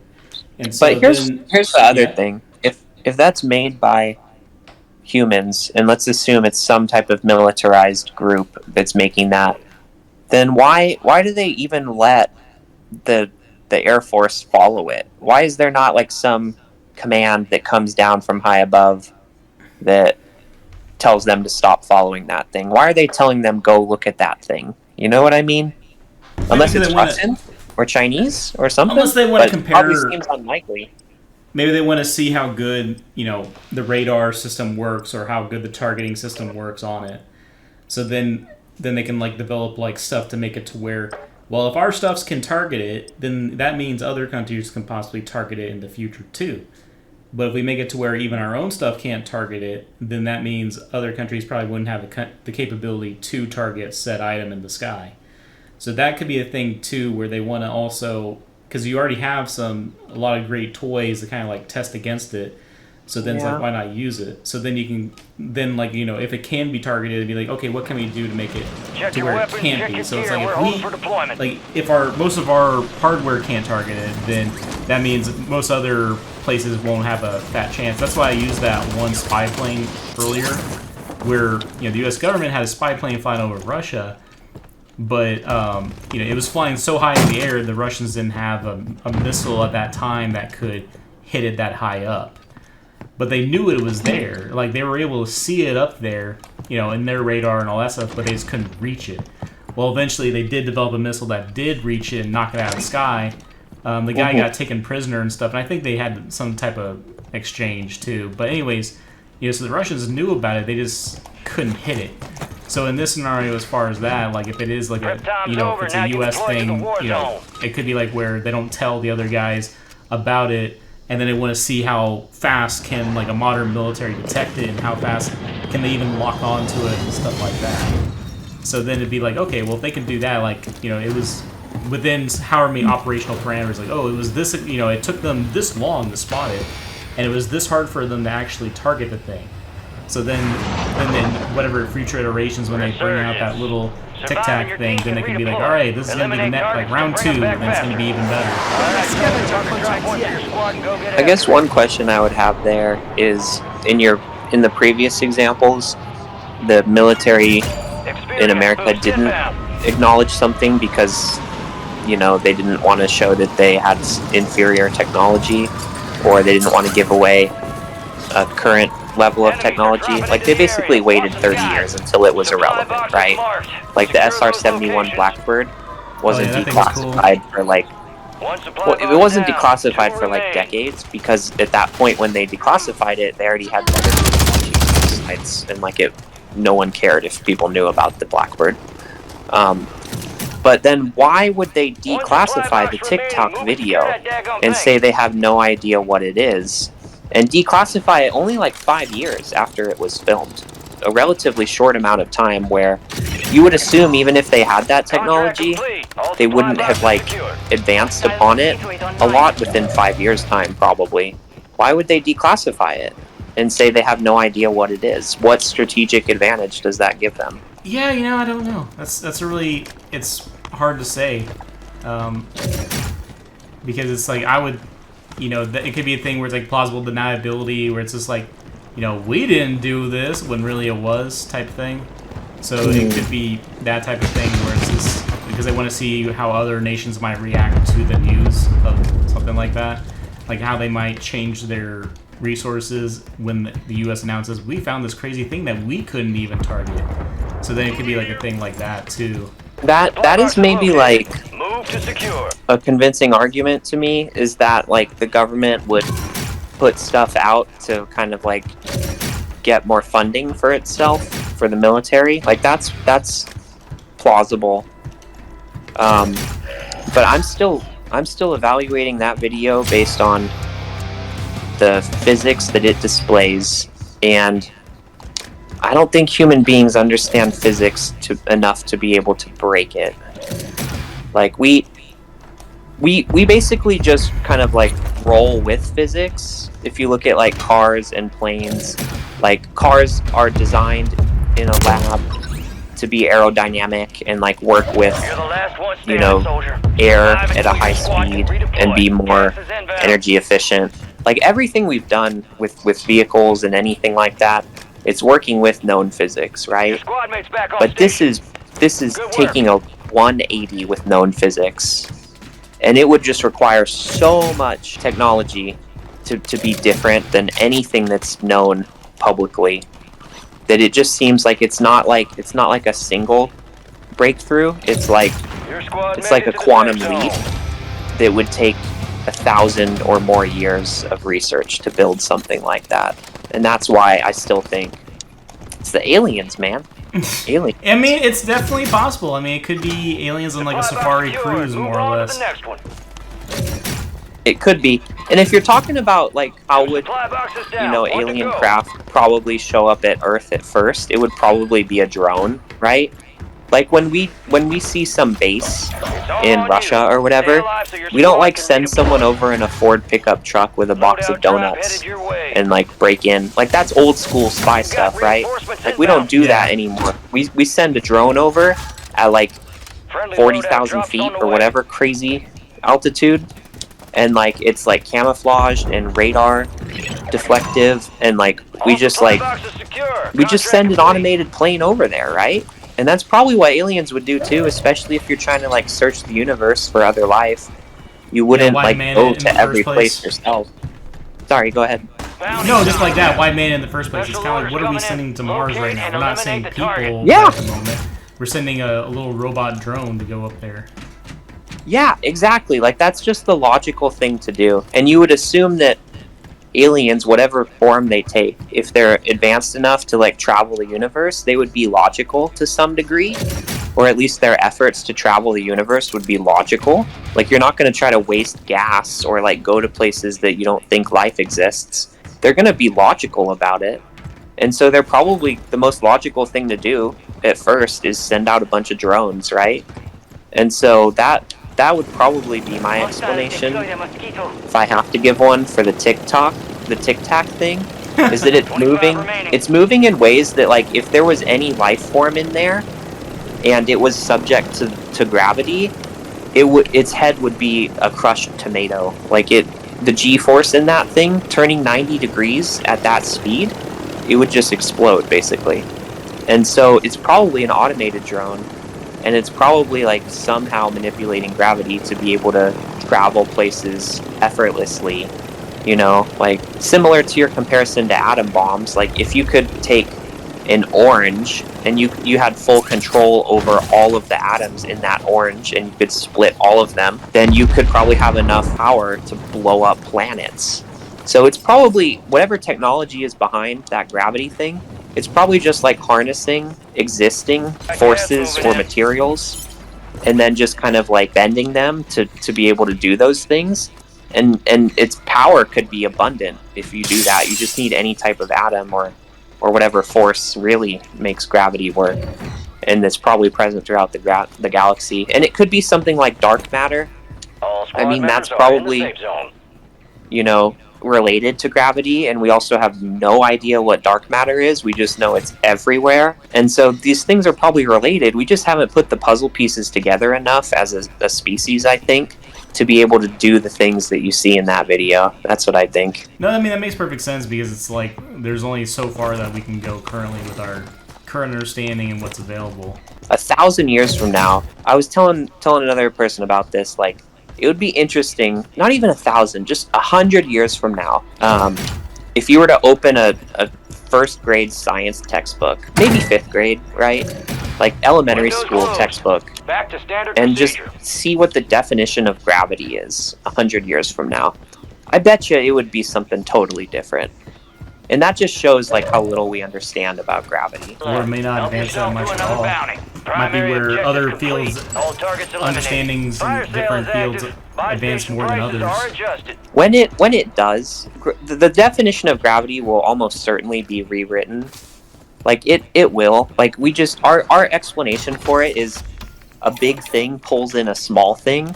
Like that is just such like a high level explanation for such a complicated thing like gravity. Like it's gonna be fleshed out more, and when it does, it's just gonna show we have good progress with science, but there's just so much we don't understand at a fundamental level about physics and gravity, and I think it's going to take a lot of time to understand that we just haven't caught up yet, basically.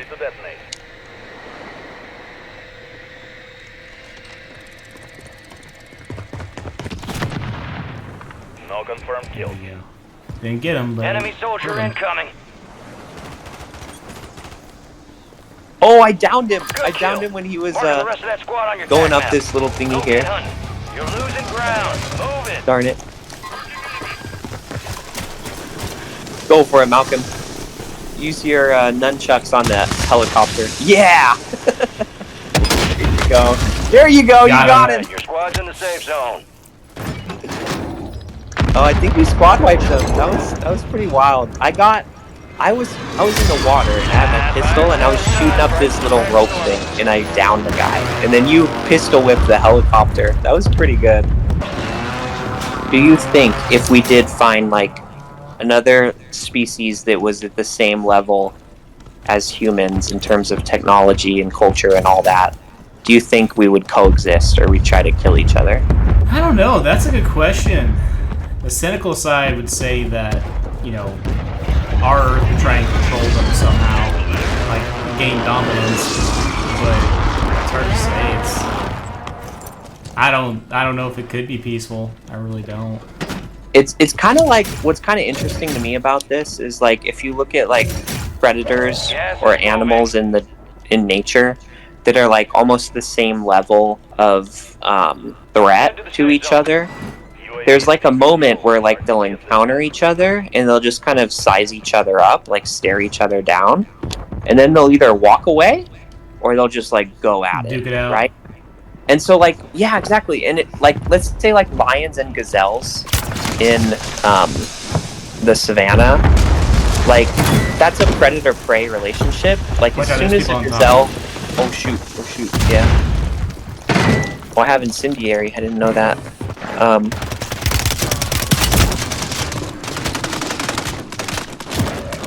Dang.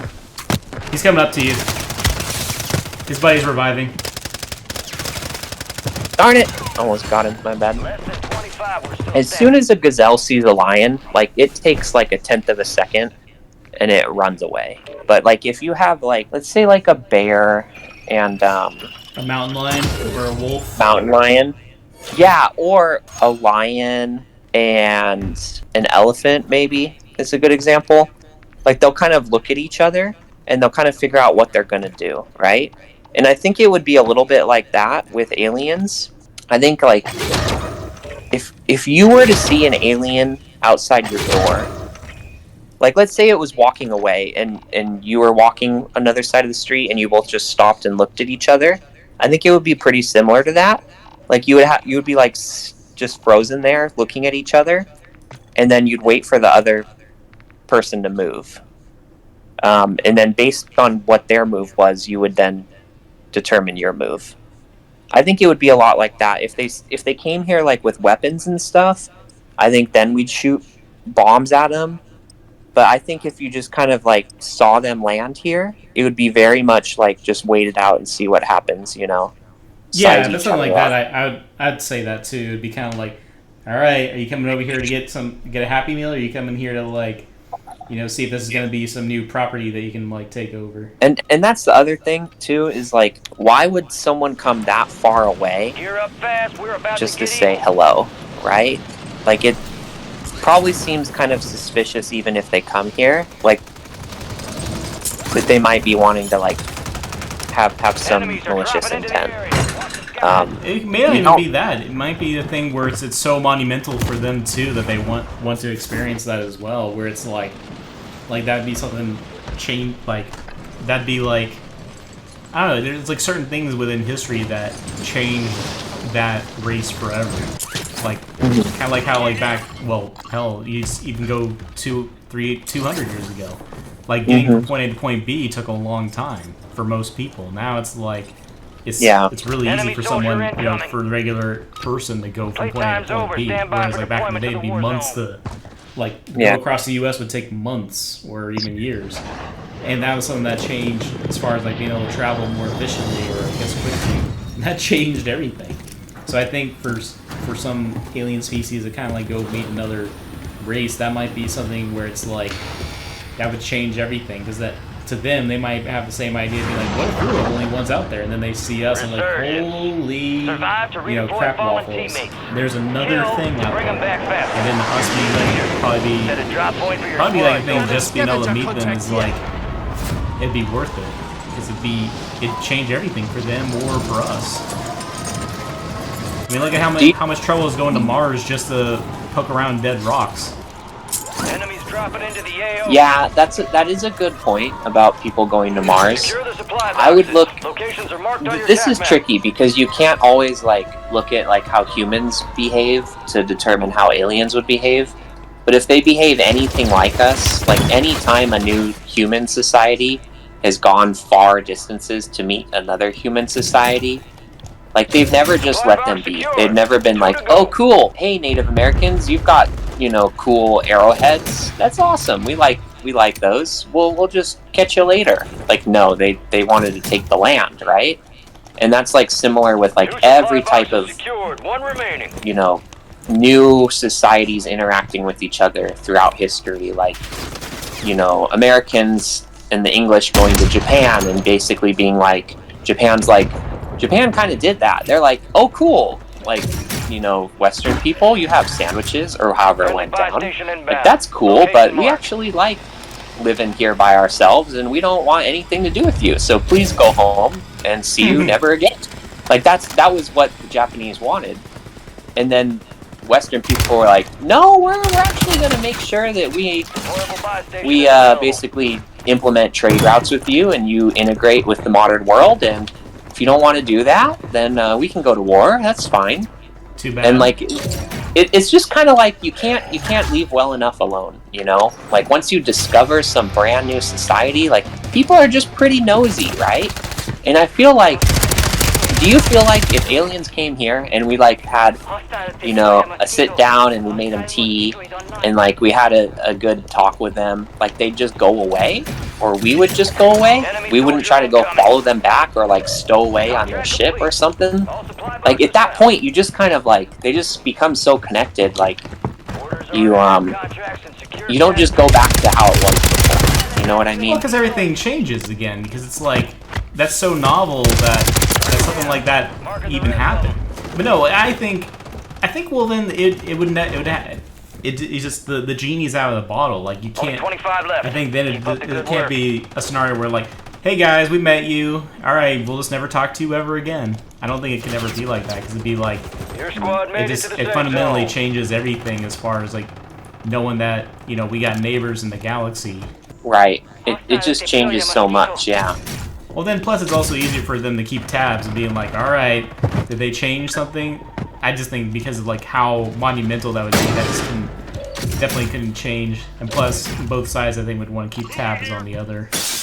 I think so. I think they would. I think they definitely try to keep tabs on each Loadout other. drop headed your way. The other scenario that I think is just as likely, and I think would be much better, would be if we kind of form an alliance with people, like the alien species.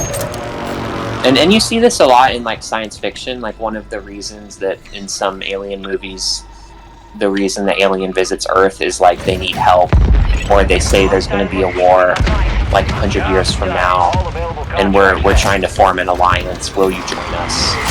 I think that's just as likely as like any of the other potential situations.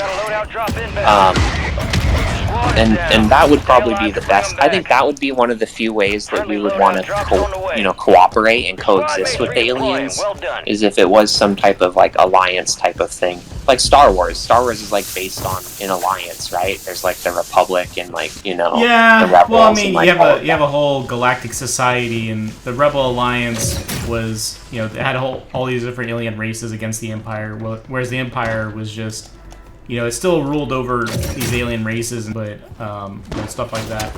but as far as like serving in the Imperial military, it was all human only type of thing.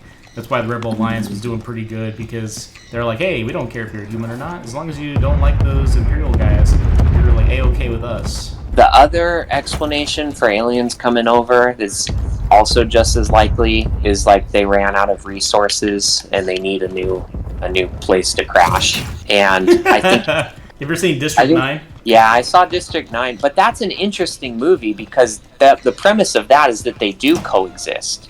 Like, the aliens don't just take over Earth, they come over here and they kind of like coexist, but there's like, kind of like racism and stuff like that. They were put in their own like, aliens only like field. It was like the slums, and that's where only they could live at. Yeah, that whole movie, I watched it more as like a metaphor for like human society, but I think that's one way it could happen. I think it's a lot less likely. I don't think you go travel around the universe to like get a worse position in your society. I think you just do it to like try to conquer whatever planet you go to, if you're like a spacefaring colony. But maybe they could be a lot more advanced than humans and a lot more just as a society, and they would just find some way to coexist. It's possible, I think likely, though, at least on the human side of how we'd respond, the more likely way we would coexist would be if there was some mutual threat and we both had to work together. That's the only way I see it, probably happening out that way. Man, this guy's running all over the place. Enemy destroyed. Use the attack map to hunt down the rest of them. Even with the STEMI, I was having a hard time keeping up with them. Yeah, that was tricky.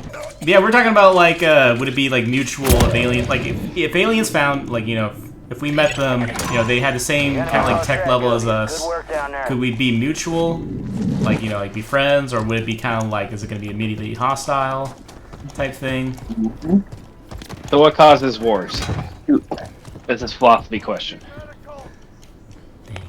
Generally speaking, resources, an unequal distribution of resources and the desire for having more resources, generally speaking. Yeah, that's usually the biggest thing that pushes people out. It can be that, or it can be like xenophobia, or like, judgment against the other. Culture. Yeah. Culture says conquer, like the cons, right? Yeah. So, if they are spacefaring civilization, well, unless you're talking about us now, because us now we haven't reached that point. But at a certain point, we're going to get to the point where we can go out into space and get any resource we want. So there's no scarcity of resources. So the big thing would be, are they going to conquer us? Yeah, why would they want to conquer us? We're a tiny planet. We get okay resources. Not enough to justify going thousands of light years away, right? When there's other planets where you can probably create not even planets. Well, that's not what I'm saying. Planets. Like go to asteroid belts and comets. I think it would be for planetary resources. I think it's probably not that easy for even like a space traveling society to just make a new planet that's habitable. You probably need to terraform it, and it's more or less like gentrification, right? Like, why do people buy? Right though, like it's just aliens are putting trendy coffee shops all over our planet. They're putting a brewery and high density apartments. Yeah, they're like maybe that's not a good metaphor, but the point being, like, they like the area, they just don't like the people living there, so they want to like get rid of the people living there. I could see that being a valid thing that happens with aliens traveling the universe, All bounty targets are KIA. Well done. Yeah, but it's gonna be like that's so much effort for just finding a different planet, though. That's my thing. Unless their culture is like, hey. Well, it's probably not. They probably wouldn't come here unless they were fairly certain they could wipe us out if that was their goal, right? Like, you're not gonna go to some place and kick your butt and you're gonna try to fight. Like, most people just wouldn't do that, right? Well, here's the thing. Space warfare isn't cool.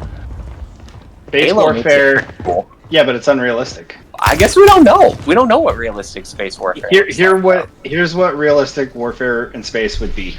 Yeah. I'm gonna grab an asteroid. I'm gonna fucking tether it, send some missiles on it, and send it straight for your planet. Got Yeah. 4 remaining. Well, I got You the can't high ground. you can't blow it up because then you got a shotgun effect going on. That doesn't stop the momentum. It's gonna hit the planet and kill everything. Then when I go back to my planet and come back, everything will be regrown. Oh, like It'll be just nice wait a and couple, clear. like quite a few years. Yeah, by the time it takes for you to go Possible. back home and then come there, or send the message, hey, we did it, now send the thing, by the time they get there. That's possible, but if that's their strategy, I feel that humans have a pretty good chance because, like, that's probably one of the first militarized space technologies we'll develop is just defending ourselves against asteroids, you know? Because that's a relatively common thing. It will happen with or without aliens, probably. Well, here's the thing, there's not much we can do. Well, I think it depends on your We can technology. get lucky and shift it just enough before us. Blow a missile up right next to it and just, a degree off and it'll miss our planet. The enemy I took think it down depends on the one, but won't get 'em back. technology. I think you can probably blow it up into small enough pieces with like very advanced laser technology to where the rest of it just burns up in the atmosphere. But it's possible. Here's the thing, like, when you try to blow it up, all that matter, that mass, is still going towards the planet. You just create a shotgun effect. You got buckshot instead of a slug. Well, yeah, but I guess my point there is just that asteroids technically hit Earth every day. They're just small enough to where they burn up in the atmosphere. Oh, And those, so if yeah. you could blow Well, it up. small we're enough grabbing like something the size of the moon, though. Half the Yeah, size that- of the moon or so. that would be tough. Don't get me wrong. I think. Fine But if they work, could but do enemy that, why would reinforcements they are need to streaming even in. travel Let's get here? back. You know what I mean? Why would they travel here just to kick a moon at our Earth? That doesn't make a lot of sense. That's what I was saying. It's so much easier just to grab the asteroid and mine the resources off of that Uh-huh. Unless than they it just like is the to real even estate. deal. Kind of like they want the riverside like the lakeside condo or something like that. Could be something like Yeah, that. but here's the thing: we have an ever-expanding real estate when it comes to the galaxy. Or it could be a thing where it's like Warhammer 40k, where it's almost like an Imperial Crusade, where they don't like the Xenos, and we're the Xenos. But you also bring it up. I mean, if you're talking about like our technology level now, even in 40k, they found alien races with like the comparable of our technology, right? Even advanced, and the Imperial man just leaves them alone because they're not. It's not even worth it. They only care the about Tau breath. thing. Not just the Tau. They found planets with like aliens on it, and they just go, huh? Well, that's not worth it, and just move on to the next one, and reclaim the ones with people already on it. I mean, if it's in the way, they'll blow them up, but it's kind of like it's really not worth the resources. It's an interesting point. Well, we were talking about different scenarios where humans and aliens might choose to coexist, and so I think personally, and especially based on what we said, like if they want our resources, they wouldn't come here to play nice with us. But I think a scenario where they would coexist or try to is if like there's a mutual threat and they're trying to form an alliance. What are your thoughts on that? If they're that desperate. But it's better than they're trying to blow us up, don't you think? But what is trying to blow us up is the question. But at least you've got a chance, right? Like Maybe it's some type of like collective type organism, like that's trying to like basically just absorb everything. And it's just like, hey, we found this scary thing out there. We accidentally kicked the hornet's nest. We need some help here. What, the indomitable human spirit? No, they just need some extra cannon fodder. It's just like they need some extra. Like even it's like 1% helpful is just like anything. Maybe to delay the inevitable type scenario.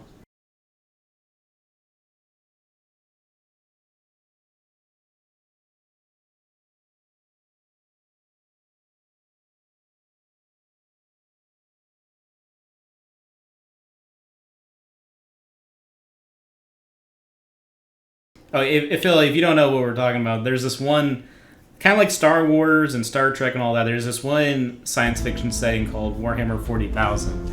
And it's like humanity 38,000 years in the future from now. And oh yeah, it's almost like the best way to kind of like explain it, it's like pretend you give like medieval times, like where those people were very superstitious, heavily into the faiths and stuff like that, and give them space technology, like all this crazy stuff, and then put them in a galaxy where they're very if you don't look as so much as a human, then you're going to be treated like less than filth. And if you're an alien, good luck, because then you're going to be, they're going to try and exterminate you. I'm sending you an invite, Phil. My thing, because when we lost that last match, my stuff got locked up. Oh, no worries. But yeah, like I said, I think that's what the scenario would be. The Warhammer 40,000 thing, that it's just like very xenophobic and stuff like that. But kind of like what Kevin was saying earlier, it's like generally though, like depending upon like the alien race, like if it's not worth the trouble bothering with it, they'll just leave it alone and maybe come and like sweep up the I guess because they view them as pests almost. They'd be like sweep them up later. Now, if they're an actual threat, then they'll dedicate resources. But it's kind of like almost like just pest control, really. It's just like, they're not a problem right now. We'll just come back later. So there's this one alien race in that universe they are bound by their resources. They have limited resources for the galaxy. Yeah, so it's like, are we going to waste our time and like stomp on these ants, today? It's like, well, we only have so much weapons. We got to go to this sector over here because these guys are needing support because they're fighting this other alien faction that's way more dangerous than these ants over here. I think you could safely assume if they're conqueror aliens, they probably don't need to just go to one planet. Like they probably have diversified enough where if one planet was at risk, they could evacuate and go to like the 10th planet they own. So I think if they come to our planet as conquerors, they're expansionists, right? And so I think if there's one alien race that works that way, there's probably another alien race that works that way. And this is where you get into alliance territory, where you have different alliances fighting against each other, and they would knock on our door and say basically, oh, the other guy's coming here to kill you. Do you want to join us? You know what I mean? I think at a certain point, they're not just looking for other places to crash at. They're kind of looking to like dominate the universe when you reach a certain point of sophistication, and there would be alliances most likely to be able to do that, I think.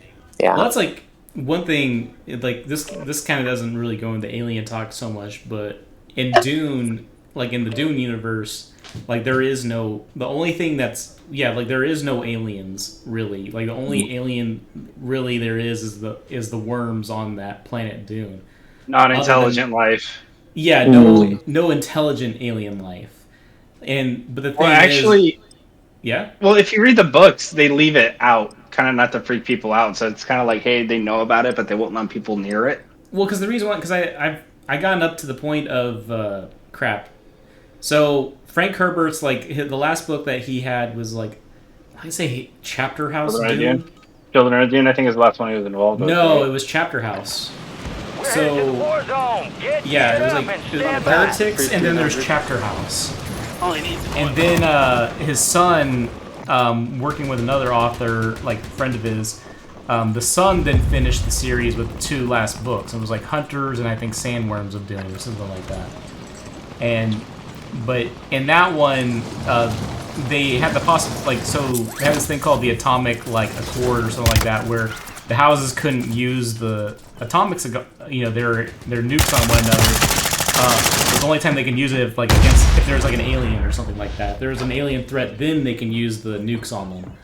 But the thing was, as far as there was no crazy threat like that. The only recent threat that they had that was like threatening humanity was like basically Skynet, but on Dune levels, and that was about the only thing they had.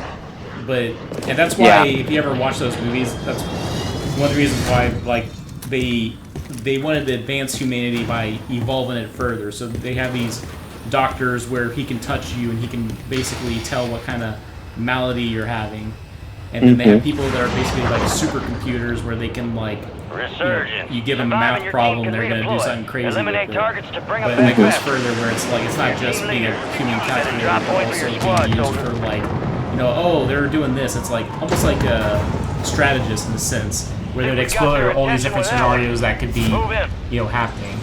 But in that one, they didn't have any intelligent alien life. And that the way that they kind of treated the alien thing was anything that was not human. So the reason why I bring it up like that is that let's say if you have not split personalities, but you're somehow not yourself. Like well, because it gets kind of confusing, but because they explore genetic memories in that, and we're kind of like Assassin's Creed. Oh, that's you. Yeah, yeah. We're in Assassin's Creed where you can explore your genetic ancestor thousands of years ago. Well, in that one, the danger that may come from it is that those ancestral memories, like those personalities, might take over you, and so then you're not human anymore because some foreign entity kind of like took over you, but it was really just some genetic like personality that's like taking over. So that was like the only thing when it came to the Doom books where they're kind of like speaking of like the abomination or like the secure those locations. Kind of like something that was not human in a sense. Interesting. But no, there was no intelligent alien life, but it didn't really matter. Known. Yeah, well, known. That's a good point of bringing up too. Not known. So, and in that The whole one, Mason Guild thing. well, that's the funny part because it's like even though there's no intelligent alien life that they know of, but what's so weird is that because of humanity being so far in the future, is that some of them have kind of like evolved in their own special ways that almost makes them like their aliens. It's like when Kevin was just talking about the Navigators. The Navigators are these like they used to be aliens. Yeah, they're basically aliens because what happened is that the spice that's on that planet Dune. These Navigators, they used to be human at one time, but they just were so addicted to it and so immersed into it, their bodies started to become dependent on it and started morphing around the use of it. To the point where if they don't have it, they'll die. And so they need a constant supply of the spice. But they totally look. They have don't vacuums for the tanks, so any little bit that leaks out, they can suck it out and filter it and put it back in. Yeah, that's how they need a constant like hit of it. Exactly, and then there's another alien race. Well, I'm just gonna say because they're all almost alien in a sense, but then there's one that's called the Twi'leksu, where they're basically face shifters and stuff like that. They're shorter than most humans, and their skin's like pale and stuff. But their claim to fame is that they do a lot of genetic manipulation. So they're like kind of like like if you're one to have a poodle that's like all these crazy colors, they can do it. If you need someone to be cloned just based off the scrapings of their fingernail, they can do it. Even though, because even at the very end of the series, you don't see any other aliens. The only one really is just the worms. But as far as like intelligent, the humans are so like because it's almost like thousands upon thousands of years. All of them kind of like evolve in certain ways to where it's like they'd be unrecognizable to us. Even the people who do look like humans, because of how they act, it's like we'd be kind of like looking at them weird if they were talking about certain things because the way that they act is almost way out of the norm for us even. But that's kind of on a time scale that's kind of like fantastical. Like they find some weird chemical that alters them within a few generations. That's not how like it would play out if, let's say, you have some humans living on Mars. Like within like maybe a few generations, you would notice some differences, but they would still look like humans. It would be more like health differences. You never know. But it wouldn't have anatomical differences within 100 years. It would take thousands of years, 100,000. Yeah, I totally agree with you there. Less than that, I would say probably within 100 generations. So 100 generations, assuming 100 years. That would be like 100,000 years or 10,000. Well, a generation is 20 to 30 years. 10,000 years, yeah. Okay. Yeah. So let's say 200 years. Okay. Yeah. That's how much people on the islands that like the people with they re-evolve like the night vision, like the third, not the cone and the rods, but the third thing that gives mammals night vision in their eyes. Or the tribe that re-evolved the third eyelid so they can see underwater. Well done. Bunch of stuff like that. That takes off within about I don't know, 100 generations maybe. Only Comes back, even less than that. I mean, it depends on how big of a difference you want. You know what I mean? Well, because it's all about the adaptation. Well, because it's kind of like about the thing, like use it or lose it type scenario. It's like if your body doesn't really need it, right? You don't. It's not gonna be there. No. But that's a very common misconception. I've taken whole semester long classes on this subject. I think you'd see differences, but do you think they would be unrecognizable as humans within 200 years? Oh, we want to stay unrecognizable. Like aliens. That's one of the trademarks of an alien is that they don't look like... They're clearly not human, right? We're going to have to put a line in the sand here and say, at what point are they not human? Because Neanderthals weren't human. Well, I think if someone saw a Neanderthal today, they wouldn't say it's an alien. They'd be like, wow, that guy looks pretty different. Maybe we're saying not human to where they're kind of like, they get to the levels of the navigators, or they look like that on its own. There's so many factors that come into play, but yeah, 1,000 generations maybe, 2,000. So like 1,000 years? No, more than 1,000, 20. I would say between 10,000 and 100,000 years. I could see that playing out, yeah. But that's on remember early humans, 10,000, 15,000 years ago, from the drawings and the reconstructions, looked nothing like any of us today. Well, their head shape is different, but they still generally had the same skin color for their geographic region they were in. They had hair on their head. 2 eyes, hair. 2 eyes. Well, they weren't like purple or orange. They were like white, beige, or brown. There were tribes with orange skin. Orange skin? Really? Orangish. Really? How did they know that from like fossils and stuff? DNA and putting it together. It's all speculation, so take it with a grain of salt. That would be interesting to me. But there's people with blue skin in Kentucky. Well, that's because of like chemical things, and it's like a medical condition, right? And that's evolution right there. No, everyone that's had that, they like can trace it to like some medical condition or some chemical. Which is evolution. But why doesn't it happen to if it were to happen to everybody in Kentucky or have a tribe of blue people that lived all at once, then it would be evolution. You know what I mean? Well, not exactly. So define evolution for me. It's actually, or if you want me to do it. I am not a specialist, but evolution, generally speaking, is that species will adapt over long time frames in ways that are advantageous for their survival. That's natural selection. That's not evolution. Well, natural selection and evolution are two sides of the same coin. It's happening over many. They are mutually exclusive. They can be mutually exclusive. So this is a very big nuance. So it's not like you're right there, right? And that's like better than most people I talk to do, Phil. So it's like, first of all, thank you for that, because there's some stupid people out there. So evolution is the change in the gene allele frequency over time. Has nothing to do with natural selection. Mutation. But what causes it, I guess? Gene exchange during fertilization and mutation. Okay, but now you're getting to the...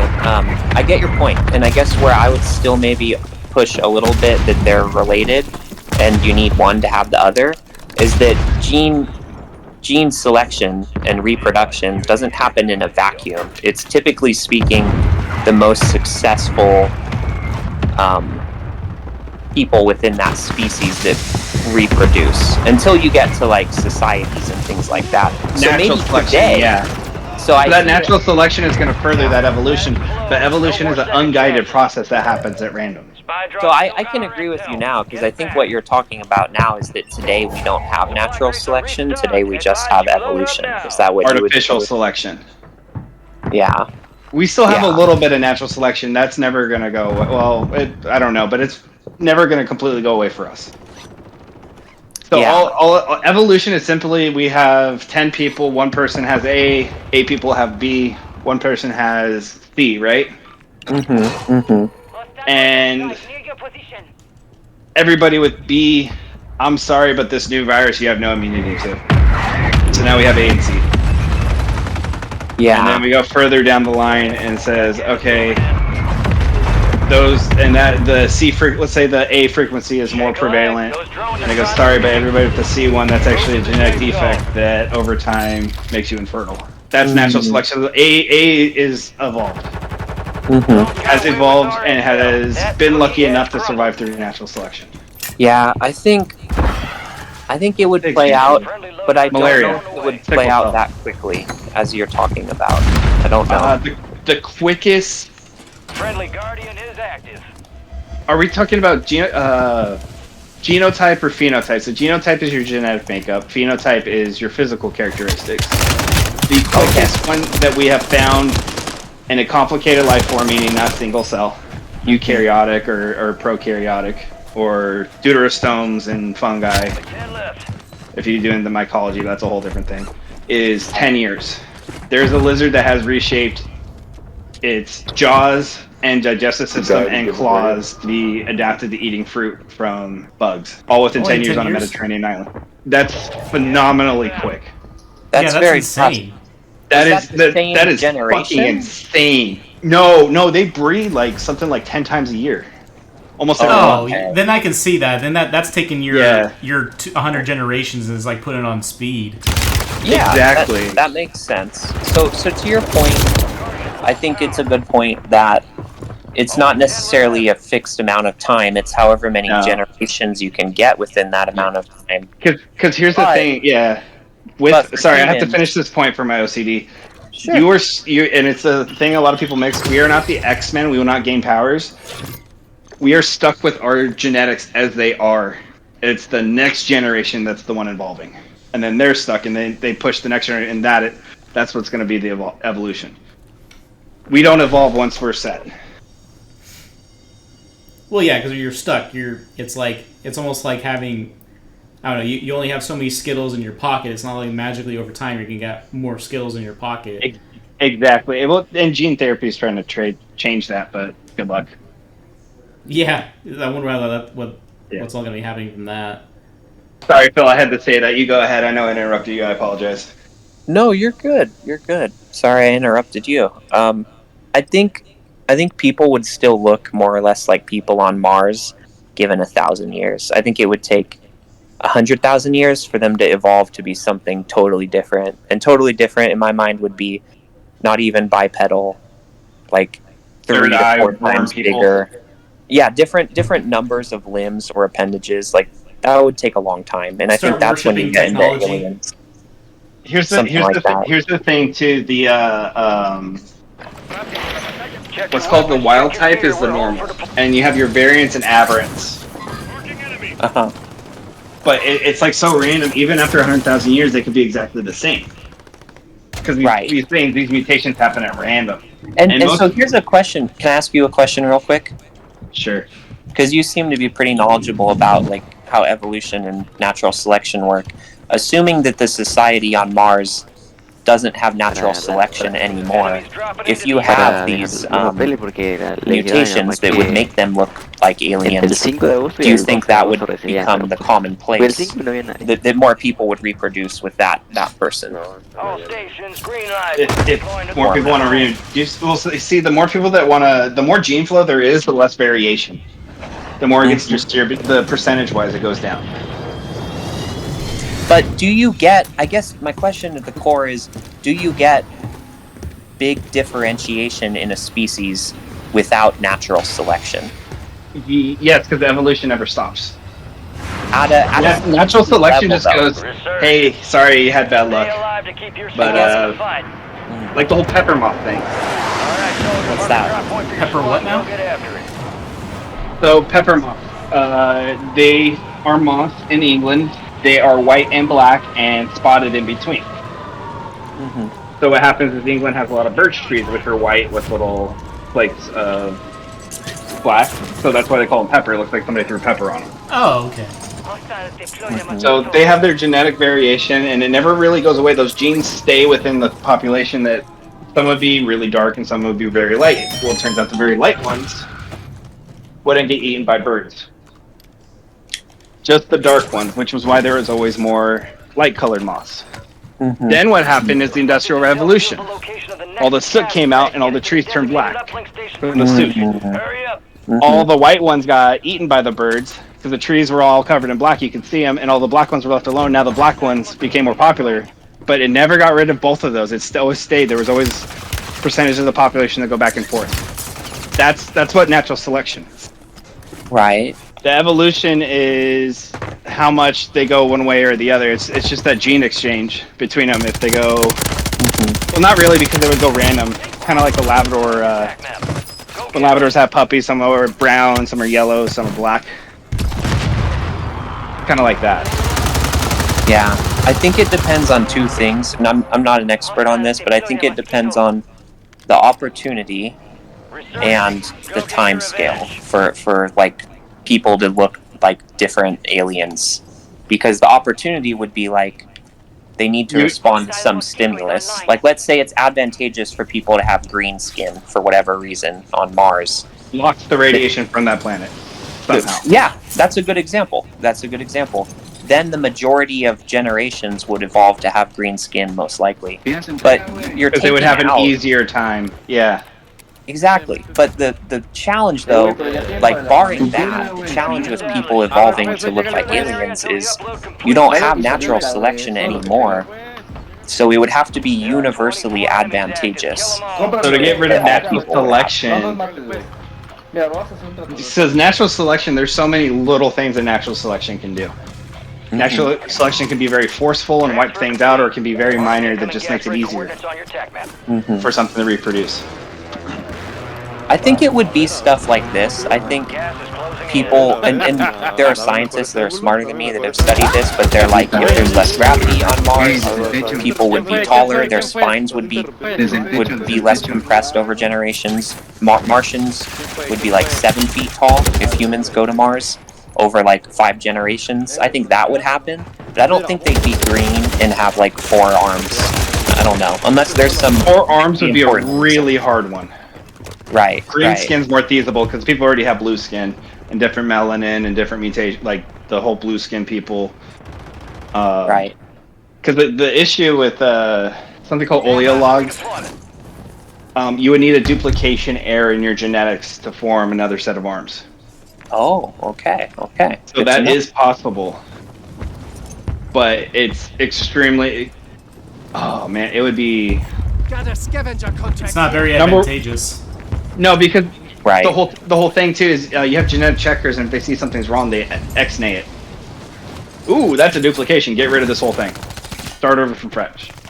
I see. So it would have to go through like cancer. Cancer isn't one mutation. It's at the minimum, I think, 46 mutations. Oh, okay. Something that could fly under the radar. It's not just one mutate. Like you need that duplication. It would have to not impact anything else, and somehow be not detrimental. Even if it was detrimental, just you would still have to be able to survive. Like it couldn't like compress your lungs or something. It could fuck up something else, stretch it out too far, or, you know what I mean? Yeah. So big evolutions like that are so hard to come by. That's why they take so long. Small evolution, just allele exchange, just a genetic component. Blonde hair that popped up. The Yamana people, almost none of them had blonde hair. It was like they're all brown hair from all the graves and everything, but they all carried the traits for blonde hair. And so when they settled into isolated areas, aka Scandinavia, Germany, where they formed small tribes and stuff like that, that recessive allele took off and became more prevalent. Well, that's like the blue eye thing. That was like kind of like a recent thing, right? Like 10,000 years ago. So was blonde hair. Really? Blonde hair was a recent thing too? Blonde hair hasn't been around for a long time. I knew blue eyes wasn't around for a long time. Well, everybody has blue eyes. Well, I meant it's like when when it stays blue. Oh, it just means that your body is lacking a protein that produces that brown pigment. That's all blue eyes are. Because what falls under blue is gray, blue, green. Those are all considered blue eyes. Because brown eyes are just a pigment, a protein that grows over your eyes, so it absorbs more sun. Oh, it makes it easier for you to see during the sunlight. In the plains and deserts and sunny areas, and where blue eyes are advantageous is they let more light in. So when you look at Europe, where it's overcast 90% of the time, and they have these big massive forests and mountains that are dark, you can use all the light you can get. Isn't that interesting though, that like, I'm sure time scale has something to do with this, but it's interesting to me that like today's people, Homo sapiens, they don't look that different from each other. But like look at Neanderthals and Homo sapiens, to your point, they look very different. So I think when I wonder if that's because natural selection is less important these days, you see less of a difference. Maybe that's part of it? Well, natural selection is still important. But it doesn't really happen though. It hasn't really happened for the last 500 years, I would say. Natural selection is like, if you're born with spina bifida, you should have no problem passing that gene down because there's no natural selective pressures. But spina bifida kind of makes it hard to get up and find a mate, doesn't it? Well, that's a natural. Still, I don't know. Natural selection, you can overpower natural selection and push through it. Natural selection is just a pressure that selects whichever one has an easier time. Yeah. Well, I think it's a good thing we're minimizing natural selection these days, but I think when you have that, the whole concept of evolution kind of slows down. It goes down a notch, I think, a little bit. Well, I think I kind of going back to the whole genetic thing. I think kind of like showing like not evolution necessarily, but like selective breeding and stuff like that, where you look at dogs and how you can have these, or even pigeons. Like, I've seen some pretty crazy looking pigeons that look not even like a pigeon now. And it's because they just keep breeding these pigeons and they just keep selecting the ones that look weirder and weirder. And then it's like, then you have like this crazy looking animal. That's all dog breeds are, is they found a trait and they just kept breeding it. So if you just have a trait and you keep breeding it, it spreads within the gene pool and it becomes prevalent. Well, that was like there's this one cool Russian experiment. This guy was wanting to prove that, you know, like the whole wolf thing. And so he had foxes, and what he did was he would grab the foxes, and the ones that were more open to hanging out with humans, he would let them breed. But the ones that were not as cool about hanging out with humans, he wouldn't let them breed. And I think after like 3 generations, each subsequent one was a little bit more open to being pet or being around a person. Like domestication. And you know what's crazy too about that? Is that the foxes, they're in the same genus as dogs, right? Canines? Yeah. Is they all started developing the same traits that dog breeds have. Curled tails, down-pointed ears, more spots, bigger, curlier hair. Interesting. They started adapting to try to look cuter. They started looking cuter because part of it is getting attention from a human. So then that makes me think, like, so how much of it? Because this is like fast. Because it's like one thing, like when you look at animal, like, so that makes you wonder, like, how much of it is like an environmental type thing, like where a lot of it. Well, because that's why. Because I mean, how often are you hearing about people raising foxes as pets? So it's like, it's kind of weird. By the way, they're terrible pets. Never buy a pet fox. I would never do it. No. They can't control their urine. They piss everywhere. I might want to pet. Nobody talks about that. I want to pet like possum or a turkey, but no, never a fox. Possums are actually pretty clean, and turkeys are mean. Well, yes, it's got to imprint on you. That's the problem. If it doesn't imprint on you, then yeah, you're not gonna have a fun time with that animal. But so then I'm wondering, like, how much of it is like environmental. So like environmental genetics or just environmental pressures, because there's also environmental genetics.